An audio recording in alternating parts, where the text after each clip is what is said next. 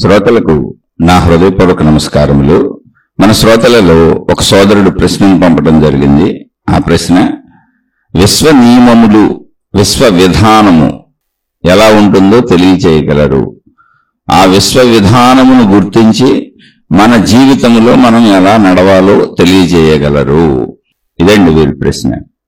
అసలు విశ్వము అని మనం దేన్ని అంటున్నామో, మనం దేన్ని విశ్వము అని పేరు పెట్టుకొని గ్రహించి దానిలో జీవిస్తున్నామో, మనం జీవించేటువంటి భూమి అనేటువంటి ఒక గోళం మొత్తం ఈ విశ్వములో ఒక చిన్న ధూళి కణము.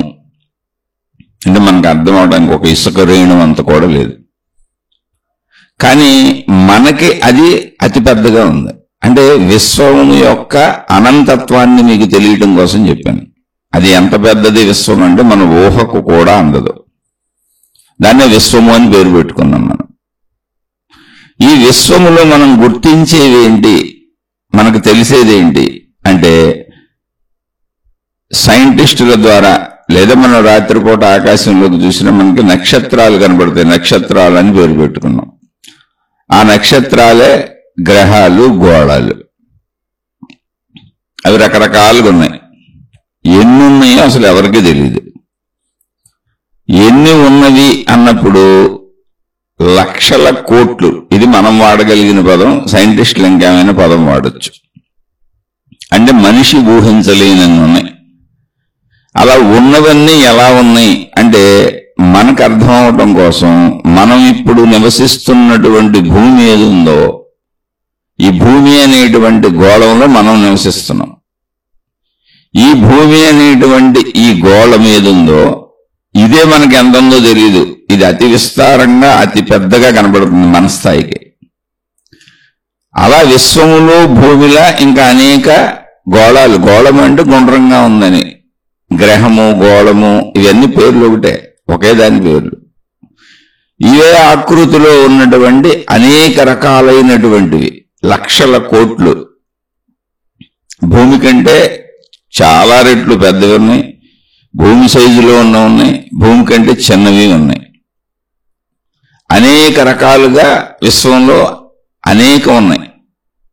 వాటి పనితీరులేంటి, అవి ఎందుకు ఉన్నాయి, అసలు అవి ఏం చేస్తున్నాయి, ఇది మనిషికి తెలీదు. మనిషి ఏదో కొద్దిగా తన పక్కన ఉన్న, అంటే భూమికి దగ్గరలో ఉన్నటికి పేర్లు పెట్టుకున్నాం మనం. చంద్రుడని, సూర్యుడని. ఎందుకంటే సూర్య వెలుగు ఆధార జీవితం కదా మనం. ఇలా సూర్యుడు చుట్టూ కొన్ని గ్రహాలు, గోళాలు ఉంటాయి. సూర్యుడు యొక్క వెలుగుతో సూర్యుడు చుట్టూ కొన్ని కనబడుతున్నాయి. అదంతా కలిపి ఒక పాలపుంత, మిల్కీ వే అన్నారు. అంటే కొన్ని గ్రహాలు, ఒక సూర్యుడు కాంబినేషన్. ఇలాంటివి కోటాను కోట్ల పాలపుంతలు ఉన్నాయి సృష్టిలో, యూనివర్స్లో. ఇన్ని ఉన్నాయని లెక్కలేదు. ఎవరు లెక్కేస్తారు? మనిషి స్థాయి చాలా చిన్నది కదా. సృష్టితో పోల్చుకుంటే మనిషి అసలు లేనట్టే, అంత పెద్దది సృష్టి. భూమి పరంగా చూసుకొని మన మనుషులతో పోల్చుకొని మనం మనిషిగా భావించుకొని మన జీవితం మనం జీవిస్తున్నాం. భూమి మీద ఉన్న జీవులన్నింటికీ అలాగే అనిపిస్తుంది. అందుకే విశ్వము అన్నప్పుడు అనంతము, అది ఎంత ఉందో మనకు తెలియదు. మనకు తెలిసినటువంటిది ఏంటి అంటే, సైంటిస్టులు పరిశీలించినంత వరకు విశ్వములో అంటే అందినటువంటి పరిశోధనకు, పరిశీలనకు అందినటువంటి విషయాలు ఏంటి అంటే, సూర్యుడు చుట్టూ ఉన్నటువంటి గ్రహాలు గాని, నక్షత్రాలు గాని, అంటే ఈ పాలపుంత, మిల్కీ వే అని పిలవబడేటువంటి అలా కనపడుతుంది. అది కనపడేటువంటిది ఏది ఉందంటే అన్నిటికీ పేర్లు పెట్టుకుంటారు ఐడెంటిఫికేషన్ కోసం. అది ఏదుందో ఆ దగ్గరలో ఉన్న వాటిలో మనం గమనించినటువంటి వాళ్ళందరూ కూడా సైంటిస్టులు అన్ని ఒక క్రమ పద్ధతిలో, నియమ పద్ధతిలో కదులుతూనే ఉన్నాయి. ఆకాశంలో అన్ని కదులుతున్నాయి, తిరుగుతున్నాయి, చలనం ఉంది. దానికి కారణం ఏంటి అంటే, ఒకదాన్ని ఒకటి ఆకర్షించుకుంటున్నవి అని చెప్పారు. అంటే ఏంటి ఆకర్షణ, ఎలాంటిది అంటే, ఇనప మొక్కని అయస్కాంతము ఆకర్షించినట్టు ఒక మ్యాగ్నెటిక్ ఫీల్డ్ నడుస్తుంది, దానివల్ల ఇవి జరుగుతున్నవి అని. ఏదైనా కారణం ఏదైనా కానీ ఉండే ఆ కారణం మనం ఊహించిన కారణం, అంటే మనం కనుగొన్న కారణం. అది నిజమా అబద్ధమా కాదు, అది కదులుతున్నవనేది నిజం. దాన్ని ఆధ్యాత్మికతలో ఇవన్నీ చెప్పకుండా అనంత విశ్వం అంటే ఆత్మశక్తి యొక్క, ఆ విశ్వశక్తి యొక్క లక్షణము చైతన్యము అని చెప్పారు. అంటే దానిలో కదలగలిగిన శక్తి ఉంది. అది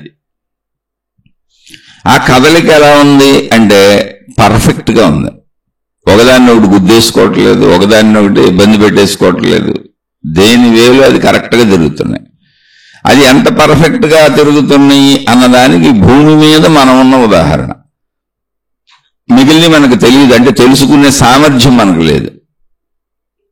మొత్తం విశ్వాన్ని అనంతము అని వదిలేయటం తప్ప గ్రహాలు ఎన్ని ఉన్నాయి, గోళాలు ఎన్ని ఉన్నాయి, నక్షత్రాలు ఎన్ని ఉన్నాయి అంటే ఇవన్నీ ఒకటే.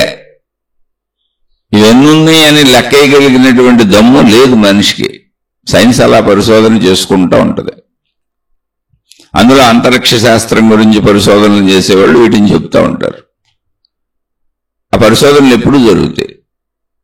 మనం భూమి మీద ఉన్నాం, భూమికి సూర్యుడి యొక్క వెలుగు పడటము, ఆ సూర్య వెలుగుకి అడ్డముగా మధ్య మధ్యలో చంద్రుడు రావటము, ఇవి భూమికి దగ్గరగా ఉన్నాయి. ఈ చంద్రుడు, సూర్యుడు, సూర్య వెలుగు ఆధారంగా భూమి నడుస్తుంది. అంటే భూమి మీద ఉన్న జీవరాశి బ్రతుకుతుంది. భూమికి సూర్యుడితో పని లేకపోవచ్చు, ఎందుకంటే అది ఒక గ్రహం కాబట్టి. కానీ భూమి మీద జీవరాశి ఉండడానికి సూర్య ఆధారం. అలాగే భూమి మీద ఉన్నటువంటి వాయువు, భూమి మీద ఉన్న నీరు, భూమి మీద ఉన్నటువంటి పంచభూతాలు ఇలా ఉండకపోతే మనం బ్రతకటం కుదరదు. ఇదంతా కూడా లక్షల కోట్ల సంవత్సరాల నుంచి ఇలాగే ఉంది. పర్ఫెక్ట్ గా జీవరాశి బతుకుతుంది.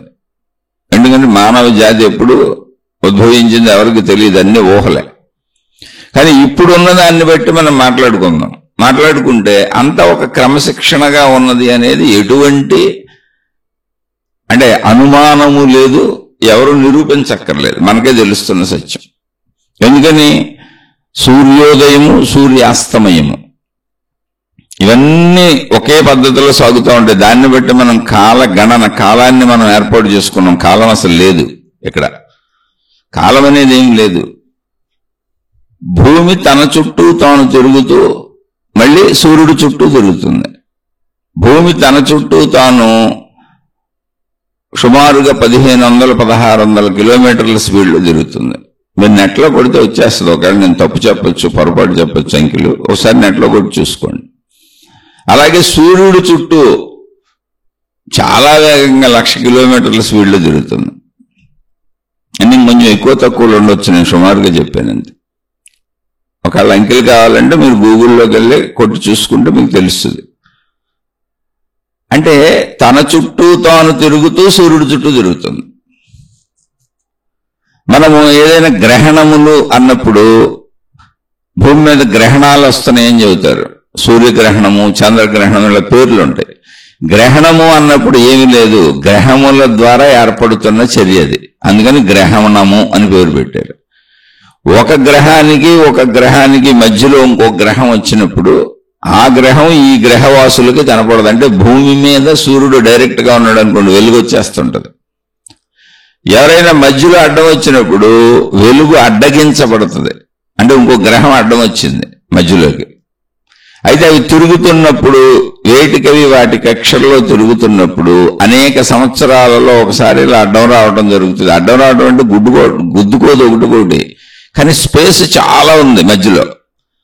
సూర్యుడికి భూమికి మధ్యలో కోటాను కోట్ల మైళ్ళ దూరం ఉంది. కోటాను కోట్ల మైళ్ళు అంటే ఊహించడానికి అలివి కానంత సంఖ్యని ఆ పదాల్లో వాడుతున్నాను మనకు అర్థం అవడానికి. దాన్ని కాంతి సంవత్సరాల్లో కొలుస్తారు. అవన్నీ చెబితే ఇప్పుడు పెద్ద విద్య అయిపోద్ది, ఇది ఒక చదువు అయిపోద్ది, సామాన్య మానవుడికి అర్థం అవ్వదు. అందుకని కోటాను కోట్ల మైళ్లలో దూరంలో ఉంది.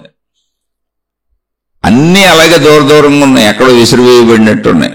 కానీ తిరుగుతూ ఒకే పద్ధతిలో ఒకే కక్షలో, కక్ష అంటే ఒకే రూటు.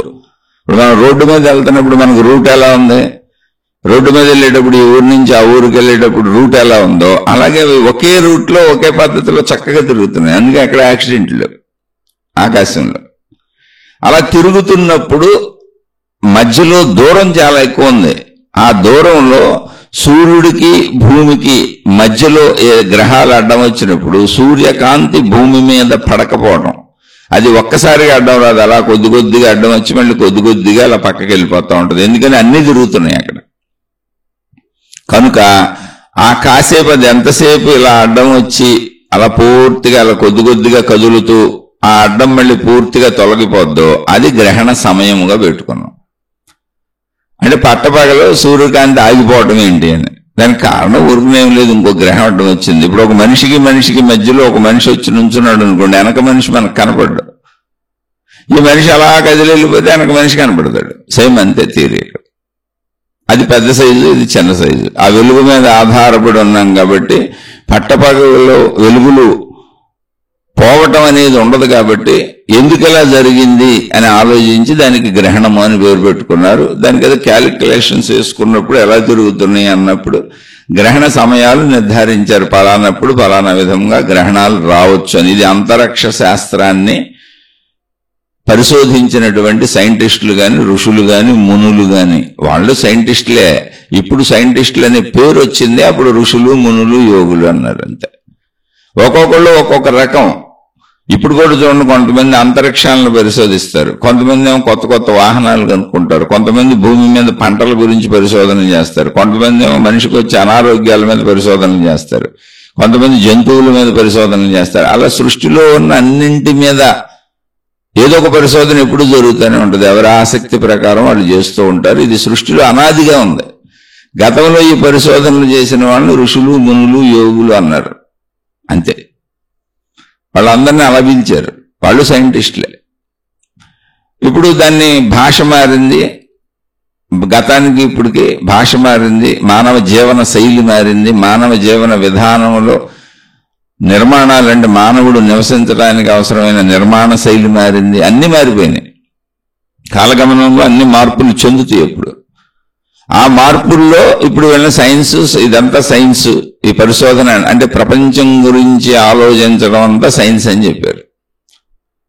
మొత్తం సృష్టికి సంబంధించి ఏం ఆలోచిస్తున్నా, భౌతిక విషయాలకు సంబంధించిన ఆలోచనలన్నీ, అది వైద్యపరంగా కావచ్చు, మొక్కల పరంగా కావచ్చు, సృష్టికి సంబంధించి ఏదైనా, భూమికి సంబంధించి భూమి మీద ఉన్న ఏదైనా, అంతరిక్షానికి సంబంధించింది ఏదైనా, అదంతా సైన్స్ అన్నారు. అందులో అనేక విభాగాలు ఉన్నాయి. సైన్స్ అని పేరు పెట్టారంతే. అలా ఇదంతా సైన్స్ అంటే ఏంటి?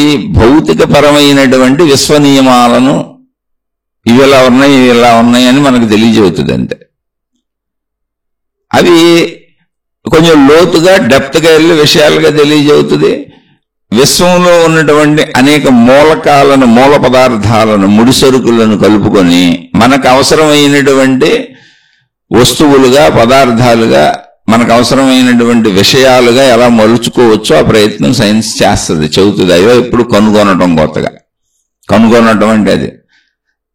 దానికి కలిపితే దీనికి కలిపితే, ఈ రెండు కలిపితే అసలు ఏమవుతుంది, ఈ జబ్బులు ఎందుకు వస్తున్నాయి, అనారోగ్యాలు ఎందుకు వస్తున్నాయి, వాటిని ఎలా నివారించవచ్చు, ఈ చర్యలు ఎందుకు జరుగుతున్నాయి, ఇవన్నీ అసలు తుఫాన్లు ఎందుకు వస్తాయి, సునామీలు ఎందుకు వస్తాయి, భూకంపాలు ఎందుకు వస్తాయి, ఇవన్నీ వేల సంవత్సరాలు, లక్షల సంవత్సరాల పరిశోధనల్లో ముందు తరాల వాళ్ళు తర్వాత తరాల వాళ్ళకి తమ పరిశోధనా ఫలితాలను అందించుకుంటూ మళ్ళీ వాటిని కంటిన్యూ చేసుకుంటూ అలా వెళుతున్నటువంటి వాళ్ళు అనేకం కనుగొంటూ ఉంటారు. ఎవరికున్న ఇంట్రెస్ట్ని బట్టి భూమి మీద ఉన్న అనేక విషయాలు.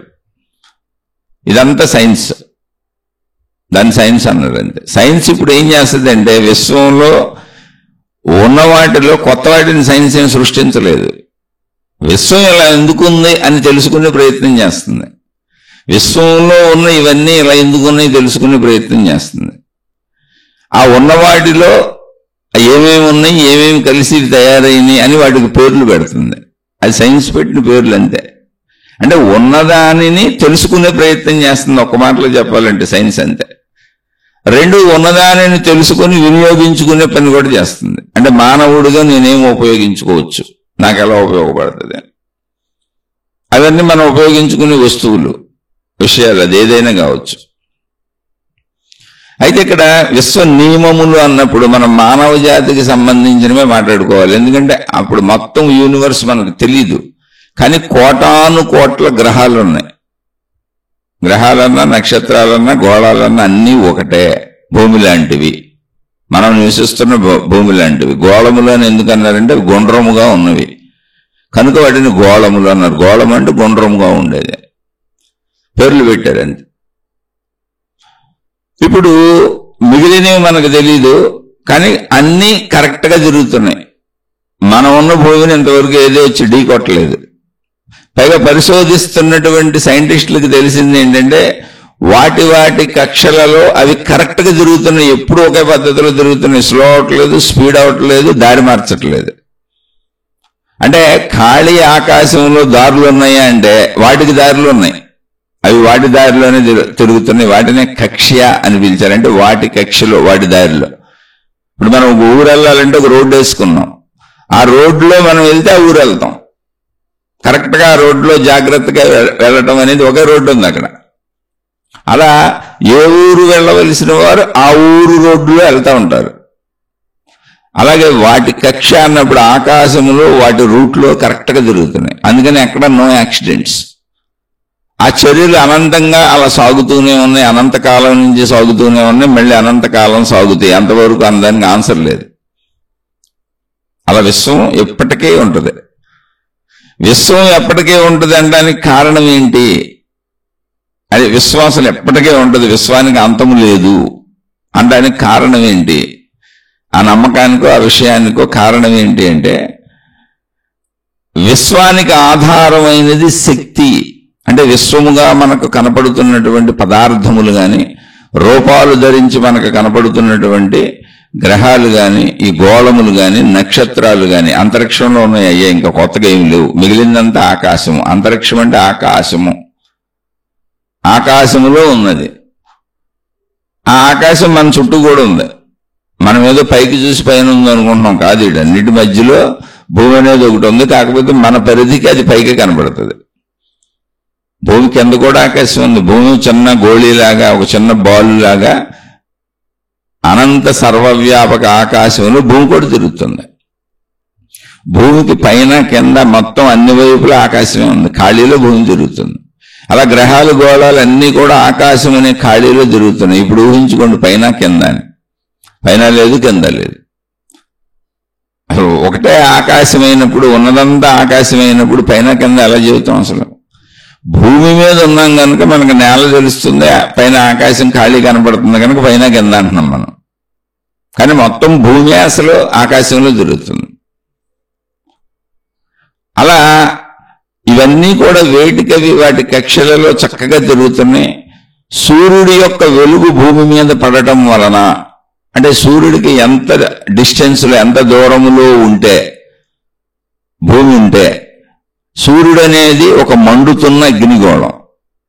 ఎప్పటి నుంచి మండుతుందో తెలియదు, ఎప్పుడు దాకా మండుతుందో తెలియదు. చెప్పబడిన లెక్కలన్నీ ఊహాత్మకం, అవన్నీ కోట్ల సంవత్సరాలని చెప్పారు అంతే. అసలు ఒక అగ్ని గోళం అక్కడ మండటం ఏంటో, మండుతూ ఉండటం ఏంటో, అదే సృష్టి నియంత్రణ. సృష్టి యోగని గమనించినప్పుడు, దాన్ని గమనిస్తే మనం, అది ఎడాబెడాగా లేదు. అసలు మండుతున్న అగ్నిగోళాలు ఉన్నాయి, మామూలుగా ఉన్నాయి. ఆ మండుతున్న అగ్నిగోళాన్ని మనం సూర్యుడిని పిలిచాం, అదే వెలుగయింది. అది లేకపోతే మొత్తం గాఢాంధకారం ఉంటుంది ఇక్కడ. అంటే మనం ఏదైనా ఒక దీపం వెలిగిస్తాం దేవుడి దగ్గర, అంటే ఇప్పుడంటే కరెంట్లు వచ్చినాయి అనుకోండి, కరెంట్ లేదనుకోండి, ఒక క్యాండిల్ వెలిగిస్తాం కరెంటు పోతే. ఒక వెలుగుని వెలిగించుకుంటాం, ఒక మంటను వెలిగించుకుంటాం, దాన్ని మంటని పిలుస్తాం, అగ్ని అని పిలుస్తాం. అలా మండిపోతున్న అగ్నిగోళం. మీరు ఒక పేపర్ని అంటించి చేతిలో పట్టుకుంటే అది మండిపోతుంది, 1 సెకండ్ 2 సెకండ్లో. మీరు అంటించి పట్టుకుంది పెద్ద కాకడా లాంటిది అనుకోండి, దాన్ని ఆ కాకడాన్ని చక్కగా మీరు నూనెలో ముంచి అంటించారనుకోండి. పూర్వం కాకడాలు పెట్టుకు తిరిగేవాళ్ళు అడవుల్లోనూ గుహల్లోనూ, కాకడాలు పెట్టుకునేవాళ్ళు వెలిక్కి అనుకోండి, అది గంటలు ఉండొచ్చు. అలా కోట్ల సంవత్సరాల నుంచి మండుతూ ఉంది. ఇంకెన్ని కోట్ల సంవత్సరాలు మండుద్దో తెలీదు. అది విశ్వంలో ఏర్పడినటువంటి విధానం అంతే ఉంది. అది ఆల్రెడీ దాన్ని ఎవరు చేయలేదు, అది అసలు మనుషులకు ఊహకే అందదు. అది ఎంత పెద్దది అంటే అసలు దాని దగ్గరికి వెళ్ళడం అనే సాహసమే ఎవరూ చేయలేరు. ఏ గ్రహం చేయలేదు, ఏ గోళము చేయలేదు, ఏ సైంటిస్టులు చేయలేరు, ఏమీ చేయలేరు. ఎందుకంటే దాని దగ్గరికి వెళ్ళింది ఏదైనా కరిగి మరిగి లేకుండా పోద్ది అంతే. అంతేం కదా, అంత వేడి అది. అందుకని భూమి మీద జీవరాశి ఉండటానికి వెలుగు కావాలి, వేడి కావాలి. అది లేకపోతే ఉండటం కుదరదు. అది ఎంత పర్ఫెక్ట్ డిస్టెన్స్ లో ఉంది అంటే మనం మాడిపోం, ఇంకొంచెం దగ్గరికి వెళ్తే మాడి మెస్ అయిపోతాం, ఆ వేడిని తట్టుకోలేం. కొంచెం దూరం వెళ్తే వేడి తక్కువైపోయి చల్లదనం పెరిగిపోద్ది. ఇక్కడ కరెక్ట్ గా ఉంచబడింది భూమి సూర్యుడికి, కరెక్ట్ గా అదే కక్షలో జరుగుతుంది. అంటే ఎక్కువ కాదు తక్కువ కాదు. భూమి మీద జీవరాశి బ్రతకడానికి అనువుగా భూమి మీద జరిగేటువంటి ఈ భౌగోళిక పరిస్థితులు, వాతావరణ మార్పులు అన్నీ కరెక్ట్ గా జరిగేలా, మొత్తం ఉపయోగపడేలా ఉంది. అంత నిర్ధారించబడి క్యాలిక్యులేటెడ్ గా లెక్క వేయబడి ఉంది. అంటే ఇదంతా ఏంటి, ఒక విధానము, ఒక పద్ధతిలో నడుస్తున్నది. అది ఎడాపెడా అయిపోయి దగ్గరికి వచ్చింది అనుకోండి, మామూలుగా అనుకుందాం, మనుషులు బుద్ధులు మారిపోయినట్టు, గుణాలు మారిపోయినట్టు. ఇప్పుడు మంచోళ్ళు కాసేపుడికి చెడ్డగా మాట్లాడతారు, ఇప్పుడు చెడ్డోళ్ళు కాసేపుడికి మంచోళ్ళుగా అవుతూ ఉంటారు, గుణమార్పు చేసేసుకుంటారు, మంచిగా బతుకుతూ మోసాలు చేస్తారు, నమ్మించి మోసాలు చేసేస్తారు. ఇవి మనిషి గుణాలలాగా నిరంతరం ఒక చంచల మనస్సు మనకు ఉన్నట్టుగా ఆ చంచలత్వం సృష్టిలో కూడా ఉందనుకోండి. సూర్యుడు కాసేపు దగ్గరికి వచ్చేసి భూమి కాసేపు ఎడాపిడ తిరిగి దగ్గరికి వెళ్ళిపోయి దూరం వెళ్ళిపోతుంది అనుకోండి. దగ్గరికి వెళ్ళిపోగానే మొత్తం భూమి మీద ఉన్న జీవరాశి అంతా నాశనం అయిపోద్ది. అసలు భూగోళం కరిగిపోయినా ఆశ్చర్యపోకర్లా, వేడికి అంత వేడి వెళ్తలా, పర్ఫెక్ట్ గా ఉంది. అలాంటి దూరం కూడా వెళ్తలా, దూరం వెళ్ళిపోతే వేడి తగ్గిపోద్ది, మొత్తం మంచు ఖండాలు అయిపోద్ది. ఇక్కడ అప్పుడు బ్రతకటం కష్టమైపోద్ది. అది ఒక సమత్వాన్ని మెయింటైన్ చేసుకుంటుంది, భౌగోళిక పరిస్థితులు నిలుపుకునేలా భూమి మెయింటైన్ చేసుకుంటుంది, సూర్యుడు మెయింటైన్ చేస్తారంటే మొత్తం సృష్టి అంతా గ్రహాలు, గోళాలుగా, నక్షత్రాలుగా పిలువబడుతున్న సర్వము ఆకాశంలో ఉన్నవన్నీ అవి మెయింటైన్ చేసుకుంటున్నాయి. అలా చేసుకుంటుంది అంటే అర్థం ఏంటి, మొత్తం వీటికి ఆధారమైన శక్తి ఏది ఉందో అది ఒక పద్ధతిగా, ఒక నియంత్రణగా, ఒక క్రమశిక్షణగా వీటిని అలా నడుపుతున్నది. ఆ క్రమశిక్షణ నియమము పేరే మనిషి దగ్గరికి వచ్చినప్పుడు ధర్మము, మనిషి దగ్గరికి వచ్చినప్పుడు మంచి, మనిషి దగ్గరికి వచ్చినప్పుడు అదే సత్యము, మనిషి దగ్గరికి వచ్చినప్పుడు అదే నీతి నిజాయితీ. అంటే మనం అలా కరెక్ట్ గా బతకాలి. అంటే నీతి నిజాయితీలతో బ్రతకటం, ధర్మంగా బతకటం, మంచిగా బతకటం అంటే అర్థం ఏంటి చెప్పండి. మనం కూడా ఆకాశంలో కోటాను కోట్ల గ్రహాలు, నక్షత్రాలు ఉన్నాయన్నాగా, భూమి మీద మనుషులు 800 కోట్ల మంది ఉన్నారు. ఇప్పుడు ఆకాశంలో మనం కూడా ఊరుకునే అర్థం అవడానికి 800 కోట్ల గ్రహాలు ఉన్నాయని చెప్పుకుందాం, నక్షత్రాలు. అవి తిరుగుతున్నాయి మనుషుల్లాగానే. అవన్నీ ఎలా జరుగుతున్నాయి అంటే ఏ గ్రహము ఇంకో గ్రహాన్ని ఇబ్బంది పెట్టుకోకుండా ప్రతి గ్రహము ఇంకో గ్రహానికి సపోర్ట్ చేసేలా ఉంది. అంటే సూర్యుడి కాంతి, దానికి ఉదాహరణ ఒకటే, మిగిలిన గ్రహాలు మనకు తెలీదు కానీ మన ఇబ్బంది పెట్టట్లేదుగా, వచ్చి భూమిని గుద్దేయట్లేదు, ఏది భూమిలో దేన్ని గుద్దేసుకోవట్లేదుగా.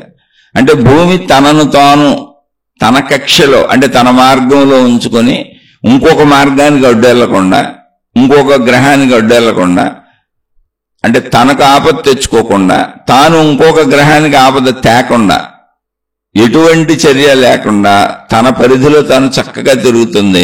మళ్ళీ తన రక్షణ కోసం సూర్యుడికి ఆ సూర్య వెలుగును పొందడానికి తాను ఎంత దూరంలో సూర్యుడికి ఉండాలో, ఎంత దగ్గరికి వెళ్ళకూడదో, ఎంత దూరానికి వెళ్ళకూడదో తెలుసుకుని అదే కక్షలో తిరుగుతుంది. ఇలా 800 కోట్లు అనుకోండి మనుషుల్లాగా, కొన్ని మానవ జనాభా లాగా సుమారుగా ఒక అంకె అనుకుందాం అర్థం అవటానికి. ఇలా తప్ప ఎలా అర్థం అవుతాయి విశ్వ నియమాలు మనకి? మనం ఊహాత్మకంగా జ్ఞానపరంగా అర్థం చేసుకుంటున్నాం, మనం సైంటిస్టులు కాదు. కానీ బల్క్గా మొత్తంగా అర్థం చేసుకోవచ్చు. ఆ జ్ఞాన సంపద మనకుంది. అలా అర్థం చేసుకుంటేనే మోక్షం దాకా ప్రయాణం సాగుద్ది. పీక్కుండా కూర్చుంటే ఏం చేయలేము. ఇక్కడ మనం బల్క్గా అర్థం చేసుకునే జ్ఞాన శక్తి మనకు ఇవ్వబడింది.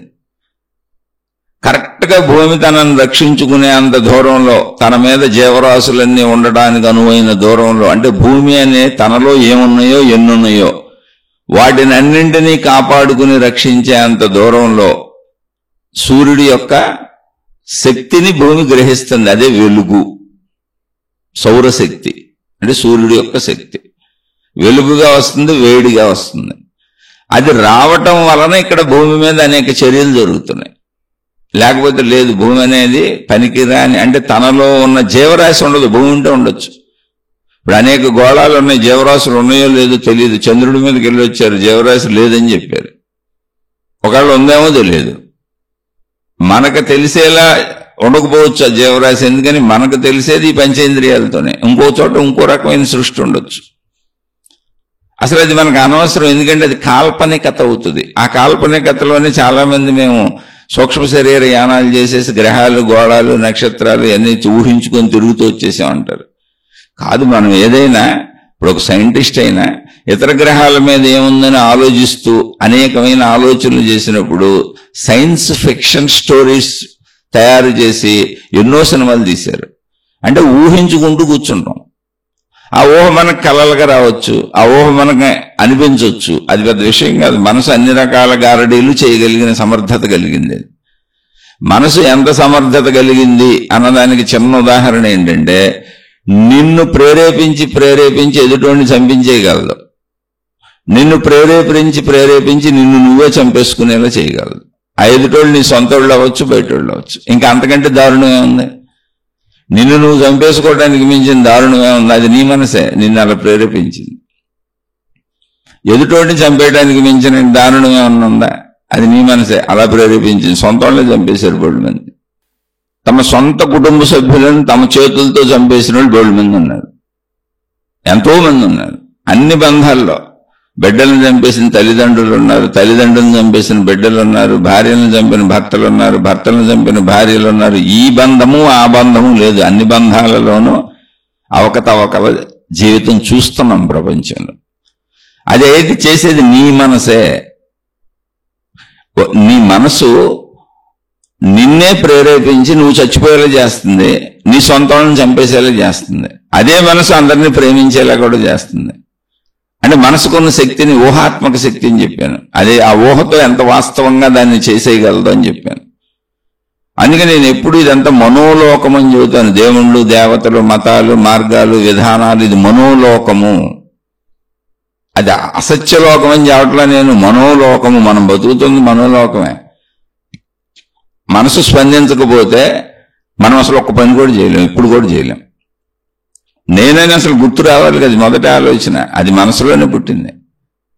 మెలకువ అనేది మనసుతోనే జరుగుతుంది. ముందు శరీరం మేలుకోదు. మీరు కావాలంటే చూసుకోండి. ముందు మీ లోపల ఆలోచన నేను మేలుకుంటుంది. మెలకువ లోపల వస్తుంది ముందు, తర్వాత శరీరాన్ని బద్ధకంగా కదుపుతాం. అలా మెలకువ వచ్చినాక కూడా గంటలు పడుకునే వాళ్ళు ఉంటారు. ఒక రకమైన సెమీ స్థితిలో ఉండడం చూడండి. కొంత శరీరం తెలుస్తూ ఉంటుంది, కొంత అంతరంగంలో సాగుతూ ఉంటుంది. అదే కలల స్థితి. ఆ కలల్లో ఒక్కోసారి అలా లేవకుండా శరీరాన్ని బద్ధకంగా పెట్టుకొని మనమే ఊహించుకుంటూ ఉంటాం. ఇప్పుడు చేయవలసిన పనులు, చేయాలనుకుంటున్న పనులు ఇవన్నీ ఊహాత్మకంగా కూడా వెళ్తుంటాం. మనసుకొని ఇప్పుడు మొత్తం మనిషి జీవిస్తున్న లోకం అంతా మానస లోకమే. నేను శరీరము అనుకుంటూ ఊహాత్మకంగా జీవిస్తున్న మనిషి శరీరంతో చేసే ఏ కార్యమైనా మానస లోకమే, మొత్తం మనోలోకమే. నేనేదో దేవుణ్ణి, మతాలని, మార్గాలని, విధానాలని తక్కువ చేయడానికి చెప్పట్లా, మీరు సత్యాన్ని అర్థం చేసుకోవడానికి చెబుతున్నా. ఆ మనో వెలుగు నీ మీద పడకపోతే అసలు నీకు నేను శరీరం అనే భావనే పుట్టదు. నువ్వు జడ పదార్థం కింద అయిపోతావు. నువ్వే గుర్తించలేవు. ఆ మనో వెలుగు ఎక్కడి నుంచి వస్తానంటే ప్రాణశక్తి మనసుకు ఆధారం. ప్రాణశక్తి అది. మరి ప్రాణశక్తి అయితే ఎందుకంటే మనసు అని పిలిచాము అంటే, ప్రాణశక్తిలో కొద్ది భాగంలో నువ్వు ఈ శరీరంతో గ్రహించిన విషయాలు ప్రింట్ అవుతున్నాయి పంచేంద్రియాలతో. అంటే ఈ శరీరానికి సంబంధించిన విషయాలు ప్రాణశక్తిలో ఏమి ఉన్నాయో గ్రహించిన విషయాలు, అది మాత్రం మనసు అన్నాం. మిగిలిందంతా ఖాళీగా ఉంది ప్రాణశక్తి. అంటే ఎలా ఉంది? ఇప్పుడు అనంత ఆకాశము, యూనివర్స్ అనే దాంట్లో కోటాను కోట్ల గ్రహాలు ఎలా ఉన్నాయో, ఈ గ్రహాలన్నీ మనసు లాంటివి. ఈ గ్రహాలు ఉన్న ప్రదేశం అంతా మనసు లాంటిది. మిగిలిన ఖాళీ ప్రదేశం అంతా ప్యూర్ ప్రాణశక్తి. అదే ఆకాశతత్వము, ఆత్మశక్తి. అది ఆత్మశక్తిలో ఏమీ లేవు కాబట్టి అది నిశ్చలంగా, నిర్మలంగా ఉంటుంది. ఈ గ్రహాలు, గోళాలు, నక్షత్రాలు ఉన్న ప్రదేశం ఏది ఉందో అదంతా ఒక పద్ధతిగా పనిచేస్తున్నాయి. చూడండి, ఎన్నో పద్ధతిగా తిరుగుతున్నాయి. అందుకని ఆ గ్రహాలు, గోళాలు, నక్షత్రాలకు వచ్చేటప్పటికి నేను అనేటువంటి భావనలో వాటికి ఒక కక్ష, అవి తిరగటం, ఇంకో దాన్ని యాక్సిడెంట్ చేసుకోకుండా ఉండటం, ఆ గ్రహం తన మనుగడ కోసం తను ఎలా తిరిగితే, ఎక్కడ తిరిగితే, ఎంత తిరిగితే తన మనుగడ సాగుతుందో అది ఒక మనిషిలా ప్రయత్నించుకుంటూ ఉంది. ప్రయత్నించుకుంటూ ఉందా, ఉంచబడిందా? ఈ రెండింటికి ఆన్సర్ లేదు. మనం మనుషులం కనుక ప్రయత్నించుకుంటూ ఉంది అని. అలా ప్రయత్నించుకుంటూ భూమి పర్ఫెక్ట్ గా ఉంది, దీని ఆధారంగా మిగిలిన మాట్లాడుకుంటున్నాం మనం, అంతే. మిగిలిన మనకు తెలియదు అసలు. కానీ అలా ఊహించగలిగిన సామర్థ్యం మనకుంది. అందుకని మీ మనో సామర్థ్యాన్ని మీరు ముందు తెలుసుకోండి, లేకపోతే మీరు ఆధ్యాత్మికతలోకి వెళ్ళలేరు. ఇది తెలిసినటువంటి మహాత్ములు చెప్పారు, మన ఏవ మనుష్యానాం కారణం బంధ మోక్షయో. మానవునకు బంధమునకు గాని, బంధము అంటే బంధము ద్వారా వచ్చేటువంటి బాధలు దుఃఖములు అని. సంతోషాలు సుఖాలు ఆనందాలు నీకు ఇబ్బందులు కాదు, ఇబ్బందులు మాత్రమే బంధములు. బంధముల ద్వారా సుఖం వస్తే అది నీకు బాధ ఎందుకైంది? బంధముల ద్వారా ఆనందం వస్తే అది నీకు బాధ ఎందుకైంది? బంధముల ద్వారా నీకు హాయి వస్తే అది బంధం అంటే నేను బంధించలేదు కదే. మీరు ఎప్పుడు బంధము అనే దాంట్లో ఏముంది? బంధనము అంటే కట్టబడటము, కట్టివేయటము. మనం ఒక ఆవును కొనుక్కున్నాం, ఒక గేదెను కొనుక్కున్నాం, ఒక మేకను కొనుక్కున్నాం, దాన్ని కట్టేశాం, ఓ తాడుతో కట్టేశాం. ఇప్పుడు మనం తాడు ఎంత దూరం ఉందో, మనం కట్టేసినటువంటి జంతువు యొక్క తాడు ఎంత దూరం ఉందో,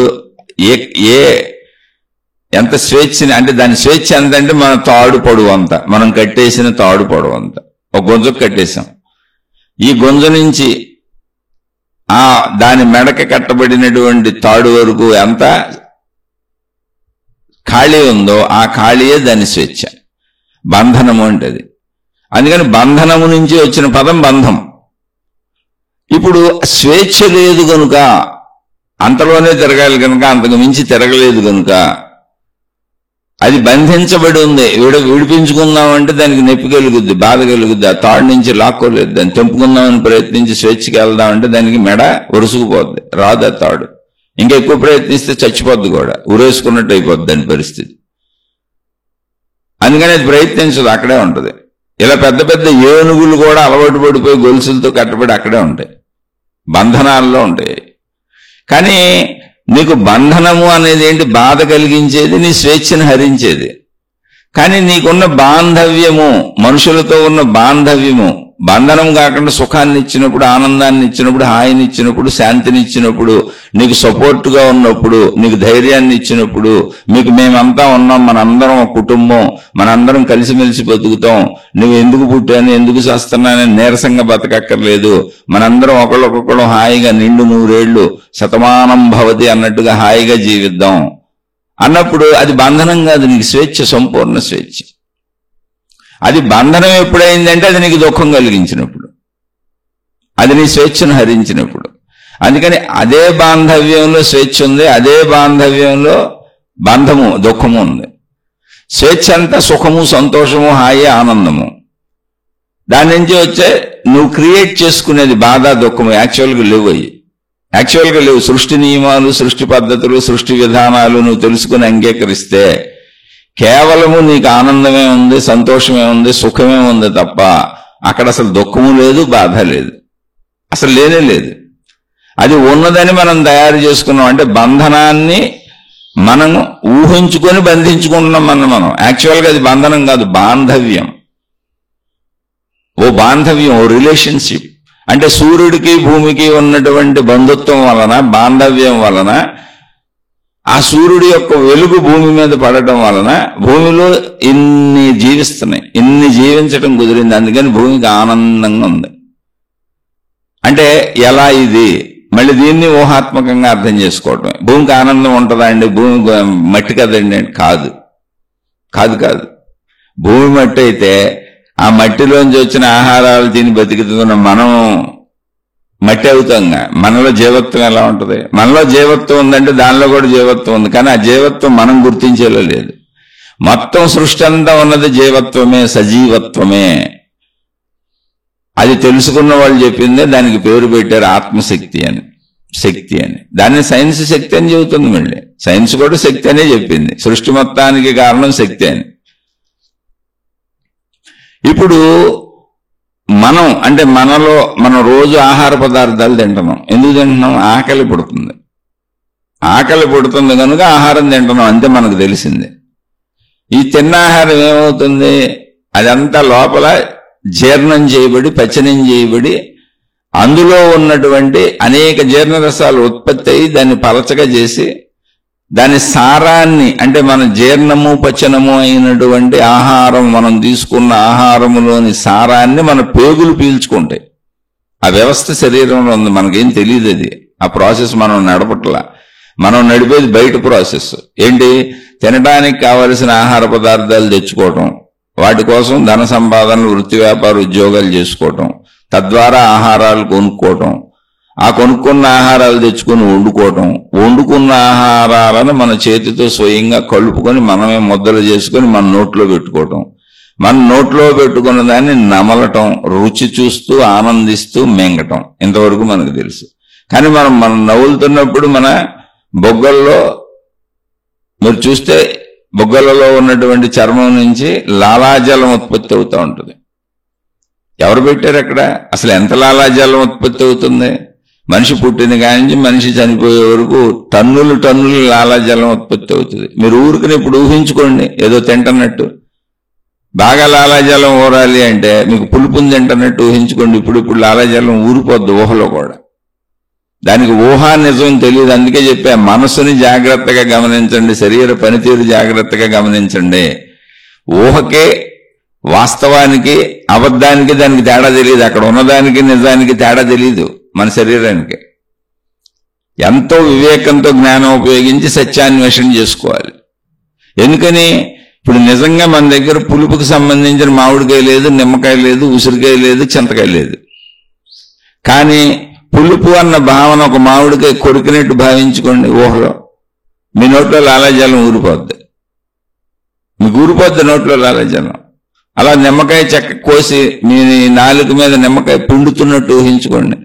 మీ నాలుక మీద నిమ్మకాయ చుక్కలు పడిని ఊహించుకోండి, లాలాజలం ఊరిపోద్ది. అసలు ఎందుకు మనం ఏదైనా ప్రయాణం చేస్తానో, ఇంట్లో కూర్చొని మన ఎదుటి వాళ్ళ ఆహార పదార్థాలు తింటుంటే మన నోట్లో లాలాజలం ఊరిపోద్ది, మనకు ఆకలి లేకపోయినా అవసరం లేకపోయినా. అంటే దానికి సత్యాసత్య విచక్షణ లేదు, స్పందించే గుణం ఉంది అంతే. దానికి ఆ భావం వస్తే స్పందించేస్తుంది. అందుకని మనోలోకం అని ఎందుకు చెబుతానంటే, మనోలోకంలో ఊహాత్మకంగా కూడా అది స్పందించుకుంటూ పోద్ది. అయ్యే మన భయాలు, మన బాధలు, మన దుఃఖాలు. ఆ సత్యం తెలిస్తే, మనోలోకపు పనితీరు తెలిస్తే వాస్తవంలో జీవించటం వస్తుంది. ఏది భ్రమ ఏది కాదు తెలుసుకోవాలి. మనోలోకపు మనసుకు సంబంధించిన ఊహలన్నీ భ్రమలో. అందుకే భ్రమ అనే పదం వచ్చింది, మిథ్య అనే పదం వచ్చింది, మాయ అనే పదం వచ్చింది. నీ మనసే మాయ చేస్తుంది.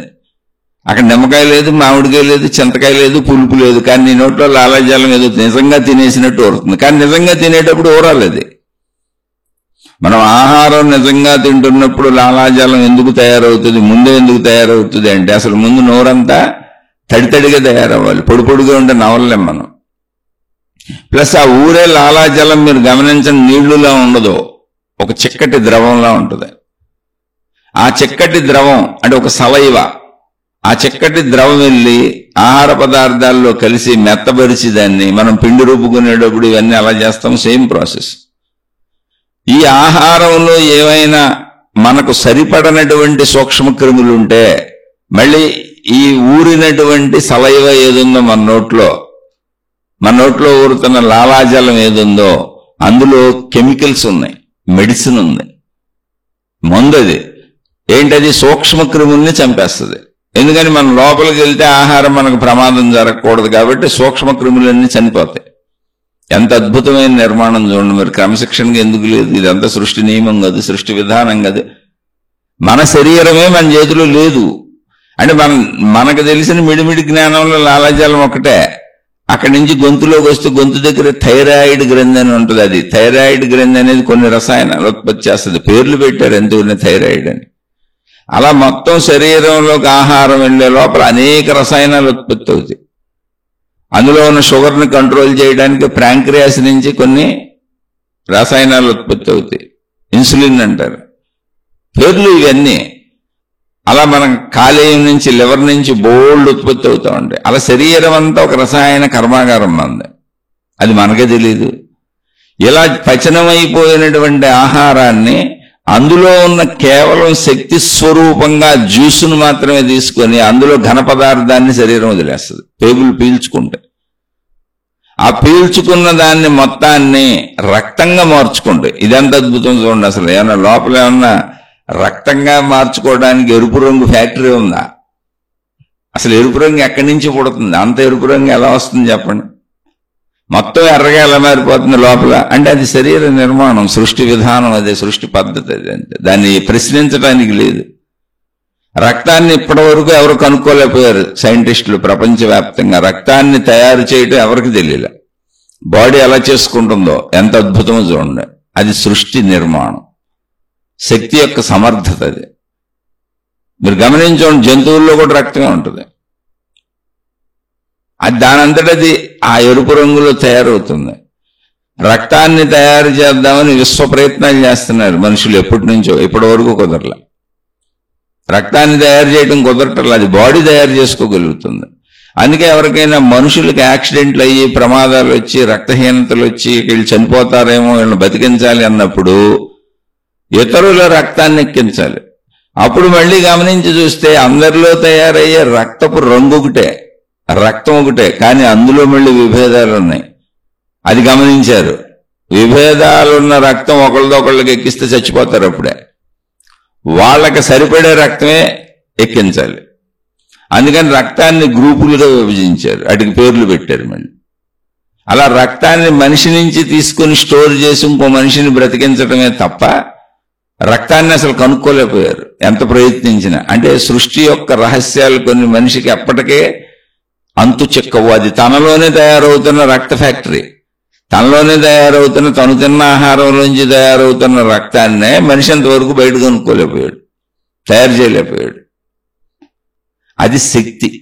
రక్తము అనేది మనిషి శరీరపు శక్తి.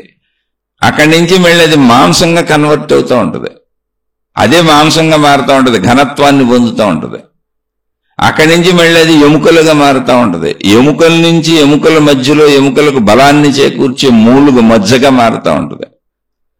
అక్కడి నుంచి మళ్ళీ అదే స్పెర్మ్ వీర్యం అవుతుంది స్త్రీ పురుషుల్లో. తద్వారా మళ్ళీ పిల్లలు పుడతారు. ఇది హైయెస్ట్. ఇంకంతే మనిషిలో జరిగే ప్రక్రియలు. ఇవన్నీ నియమాలు కాదు, విధానాలు కాదు, పద్ధతులు కాదు. మన ప్రతి కదలిక, మన ప్రతి ఆలోచన, మన ప్రతి భావం, అది నిజమా అబద్ధమా, నువ్వు చేసావా చేయలేదా కాదు, నీకు ఊహ పుట్టగానే ఇక్కడే మనుషులు గమనించాలి. ఆధ్యాత్మికత ఇక్కడే అత్యద్భుతంగా నీకు తెలుస్తుంది. నీకు ఊహ పుట్టగానే నీ నోట్లో లాలాజలం ఊరిపోతుంది, ఆహారానికి సంబంధించిన ఊహ పుట్టగానే. అలాగే శృంగారానికి సంబంధించిన ఊహ పుట్టగానే శృంగార అవయవాల్లో తేడా వచ్చేస్తుంది, చూసుకోండి మీరు. అలాగే ఊహ పుట్టగానే భయపడిపోతారు, బాధపడిపోతారు, దుఃఖపడిపోతారు, డిప్రెషన్లో, ఆందోళనలు. ఇవన్నీ మానసికమైనటువంటి ఊహలు మాత్రమే, నిజాలు కాదు. కానీ మీరు దాన్ని ఊహించుకుంటున్నారు. కొంతమంది నాకు తెలిసిన వాళ్ళు బస్సులు ఎక్కరు. ఏంటండి ఎందుకని బస్సు ఎక్కరు మీరండి? నాకు బస్సు భయం అండి బాబు, యాక్సిడెంట్ అవుద్దేమని, నేను ట్రైన్లో వెళ్తాను. అదేంటండి ట్రైన్లో యాక్సిడెంట్ అవ్వండి? ట్రైన్కి ట్రాఫిక్ ఉండదు కదండి, ఎవరు అడ్డం రారు కదండి, ట్రైన్ ఒకే పట్టాల మీద వెళ్ళిపోతూ ఉంటుంది కదండి, అందుకని ట్రైన్లో వెళ్తానని. ఓహో, బస్సులు తప్పించుకుంటా బోల్ ట్రాఫిక్లో వెళ్తుంటే భయం వీళ్ళకి. ఎందుకు భయం అంటే ఏమీ లేదు, యాక్సిడెంట్లు చూస్తుంటారు, చనిపోయిన వాళ్ళని చూస్తుంటారు. అది బలంగా మనసులో ముద్ర పడిపోయి తను ఏ బస్సు ఎక్కినా అది యాక్సిడెంట్ అయిపోతుందేమో అనేటువంటి సత్య నమ్మకాన్ని కలిగించేస్తుంది వాళ్ళ సొంత మనసు. అదే ఫోబియోలు అంటారు. మీరు దీన్ని గమనించగలిగితేనే ఆధ్యాత్మికత వస్తుంది. మీరు భ్రమణించి వాస్తవం ఏంటనే దానికి మీ మనసునే తీసుకెళ్ళాలి. మీరే మిథ్యలోంచి వాస్తవంలోకి రావాలి, మీరే మాయలోంచి వాస్తవంలోకి రావాలి. మాయ, జగత్తు మాయ అంటే జగత్తు మాయగా జగత్ అక్కడే ఉంది, నీ మనసు మాయ చేస్తుంది. జగత్ మిథ్య, బ్రహ్మసత్యం జగత్ మిథ్య అంటే మిథ్య ఎక్కడ లేదు, నీ మనసులో వచ్చే భావం మనసులో అది నిజం అనుకుని అలా ప్రవర్తించేస్తుంది. అది కాదు నిజంగా నీకు ఆకలేసింది, ఆహార పదార్థం ఉంది, తిను, లాలాజలం ఊరాలి. అప్పుడు నిజంగా నీ కోరిక కలిగింది, ఎదురుగా నీ భార్య ఉంది, నీ భర్త ఉన్నాడు, జీవిత భాగస్వామి, తీర్చుకో, తప్పే ఉంది, తీర్చుకోమనేగా శరీరంగానే ఉంది. కానీ నిజంగా అక్కడ ఎవరూ లేరు, నువ్వు ఊహించుకుంటున్నావు, భావించుకుంటున్నావు, నీ శరీర అవయవాల్లో తేడా వచ్చేస్తుంది, నీ రసాయనోత్పత్తి జరిగిపోతుంది. కానీ అక్కడ మనిషి లేరు, అసలు అక్కడ మనిషి లేరు. అక్కడ ఆహార పదార్థాలు లేవు, కానీ నువ్వు ఊహించేసుకుంటున్నావు. అంటే ఈ రెండు బాగా తెలుస్తాయి మనకు, అందుకని చెబుతున్నా. ఈ రెండు ప్రతి మనిషిలో ఉండే స్పందన సహజంగా తెలిసిపోద్ది. తాటు రాగానే లాలాజలం ఊరిపోవడం, ఆ తాటు రాగానే స్త్రీ పురుష జననాంగాల్లో తేడా వచ్చేయటం, శరీరంలో బాడీలో తేడా వచ్చేయటం, ఇవన్నీ జరుగుతూ ఉంటాయి. ఇలాంటిదే భయం. భయం కూడా సేమ్ అంతే. అక్కడ ఏం ఉండదు, నువ్వు ఊహించుకుంటుంటావు. ఎక్కడో పావును చూస్తారు. అంటే సత్యానికి అసత్యానికి మన మనసు చేసేటువంటి చేష్టల్ని మీరు నిజమని ఎలా నమ్ముతున్నారో తెలియటం కోసం చెబుతున్నా. అది గ్రహించినప్పుడు మీరు వాస్తవంగా జీవించాలి అంటే మిమ్మల్ని మీరే విపరీతంగా పరీక్షించుకొని పరిశీలించుకొని నా మనో ఊహతో వెళ్తున్నానా వాస్తవంలో వెళ్తున్నానా అని ముందు నిన్ను నువ్వు పరిశీలించుకోవాలి, ఎదుటోడిని కాదు. అందుకే ఎదుటోడిది ఎప్పటికీ నీకు అర్థం కాదు ప్రపంచంలో, నీది నీకే అర్థం అవుతుంది. నిన్ను పరిశీలించుకోవటమే నువ్వు చాలా కష్టం. ఎందుకంటే నువ్వు ఊహరాంగానే పులుపు తినేసినట్లు ఆలజాలం ఊరిపోతుంది. ఊహరాంగానే ఎదురుగా ఎవరో స్త్రీ పురుషులు ఉన్నట్టు జననాంగాలు కదిలిపోతున్నప్పుడు ఊహాత్మక పాము భయాన్ని ఎందుకు కలిగించదు? ఆ ఊహాత్మక భయాలే మనయన్ని మొత్తం డిప్రెషన్లకి, నెగిటివ్ థాట్స్కి, నెగిటివ్ థింకింగ్కి కారణం అంతా మనసు చేస్తున్న మాయా గారడి. అందుకని మనో ఊహను ముందు తెలుసుకో. మన ఏవ మనుష్యానాం, మనుషులకు మనస్సే కారణం. మనుషులకు మనసే కారణం. దేనికి? బంధమోక్షయోహో. బంధం అంటే బాధలకు, మోక్షయోగ అంటే హాయికి, సంతోషానికి.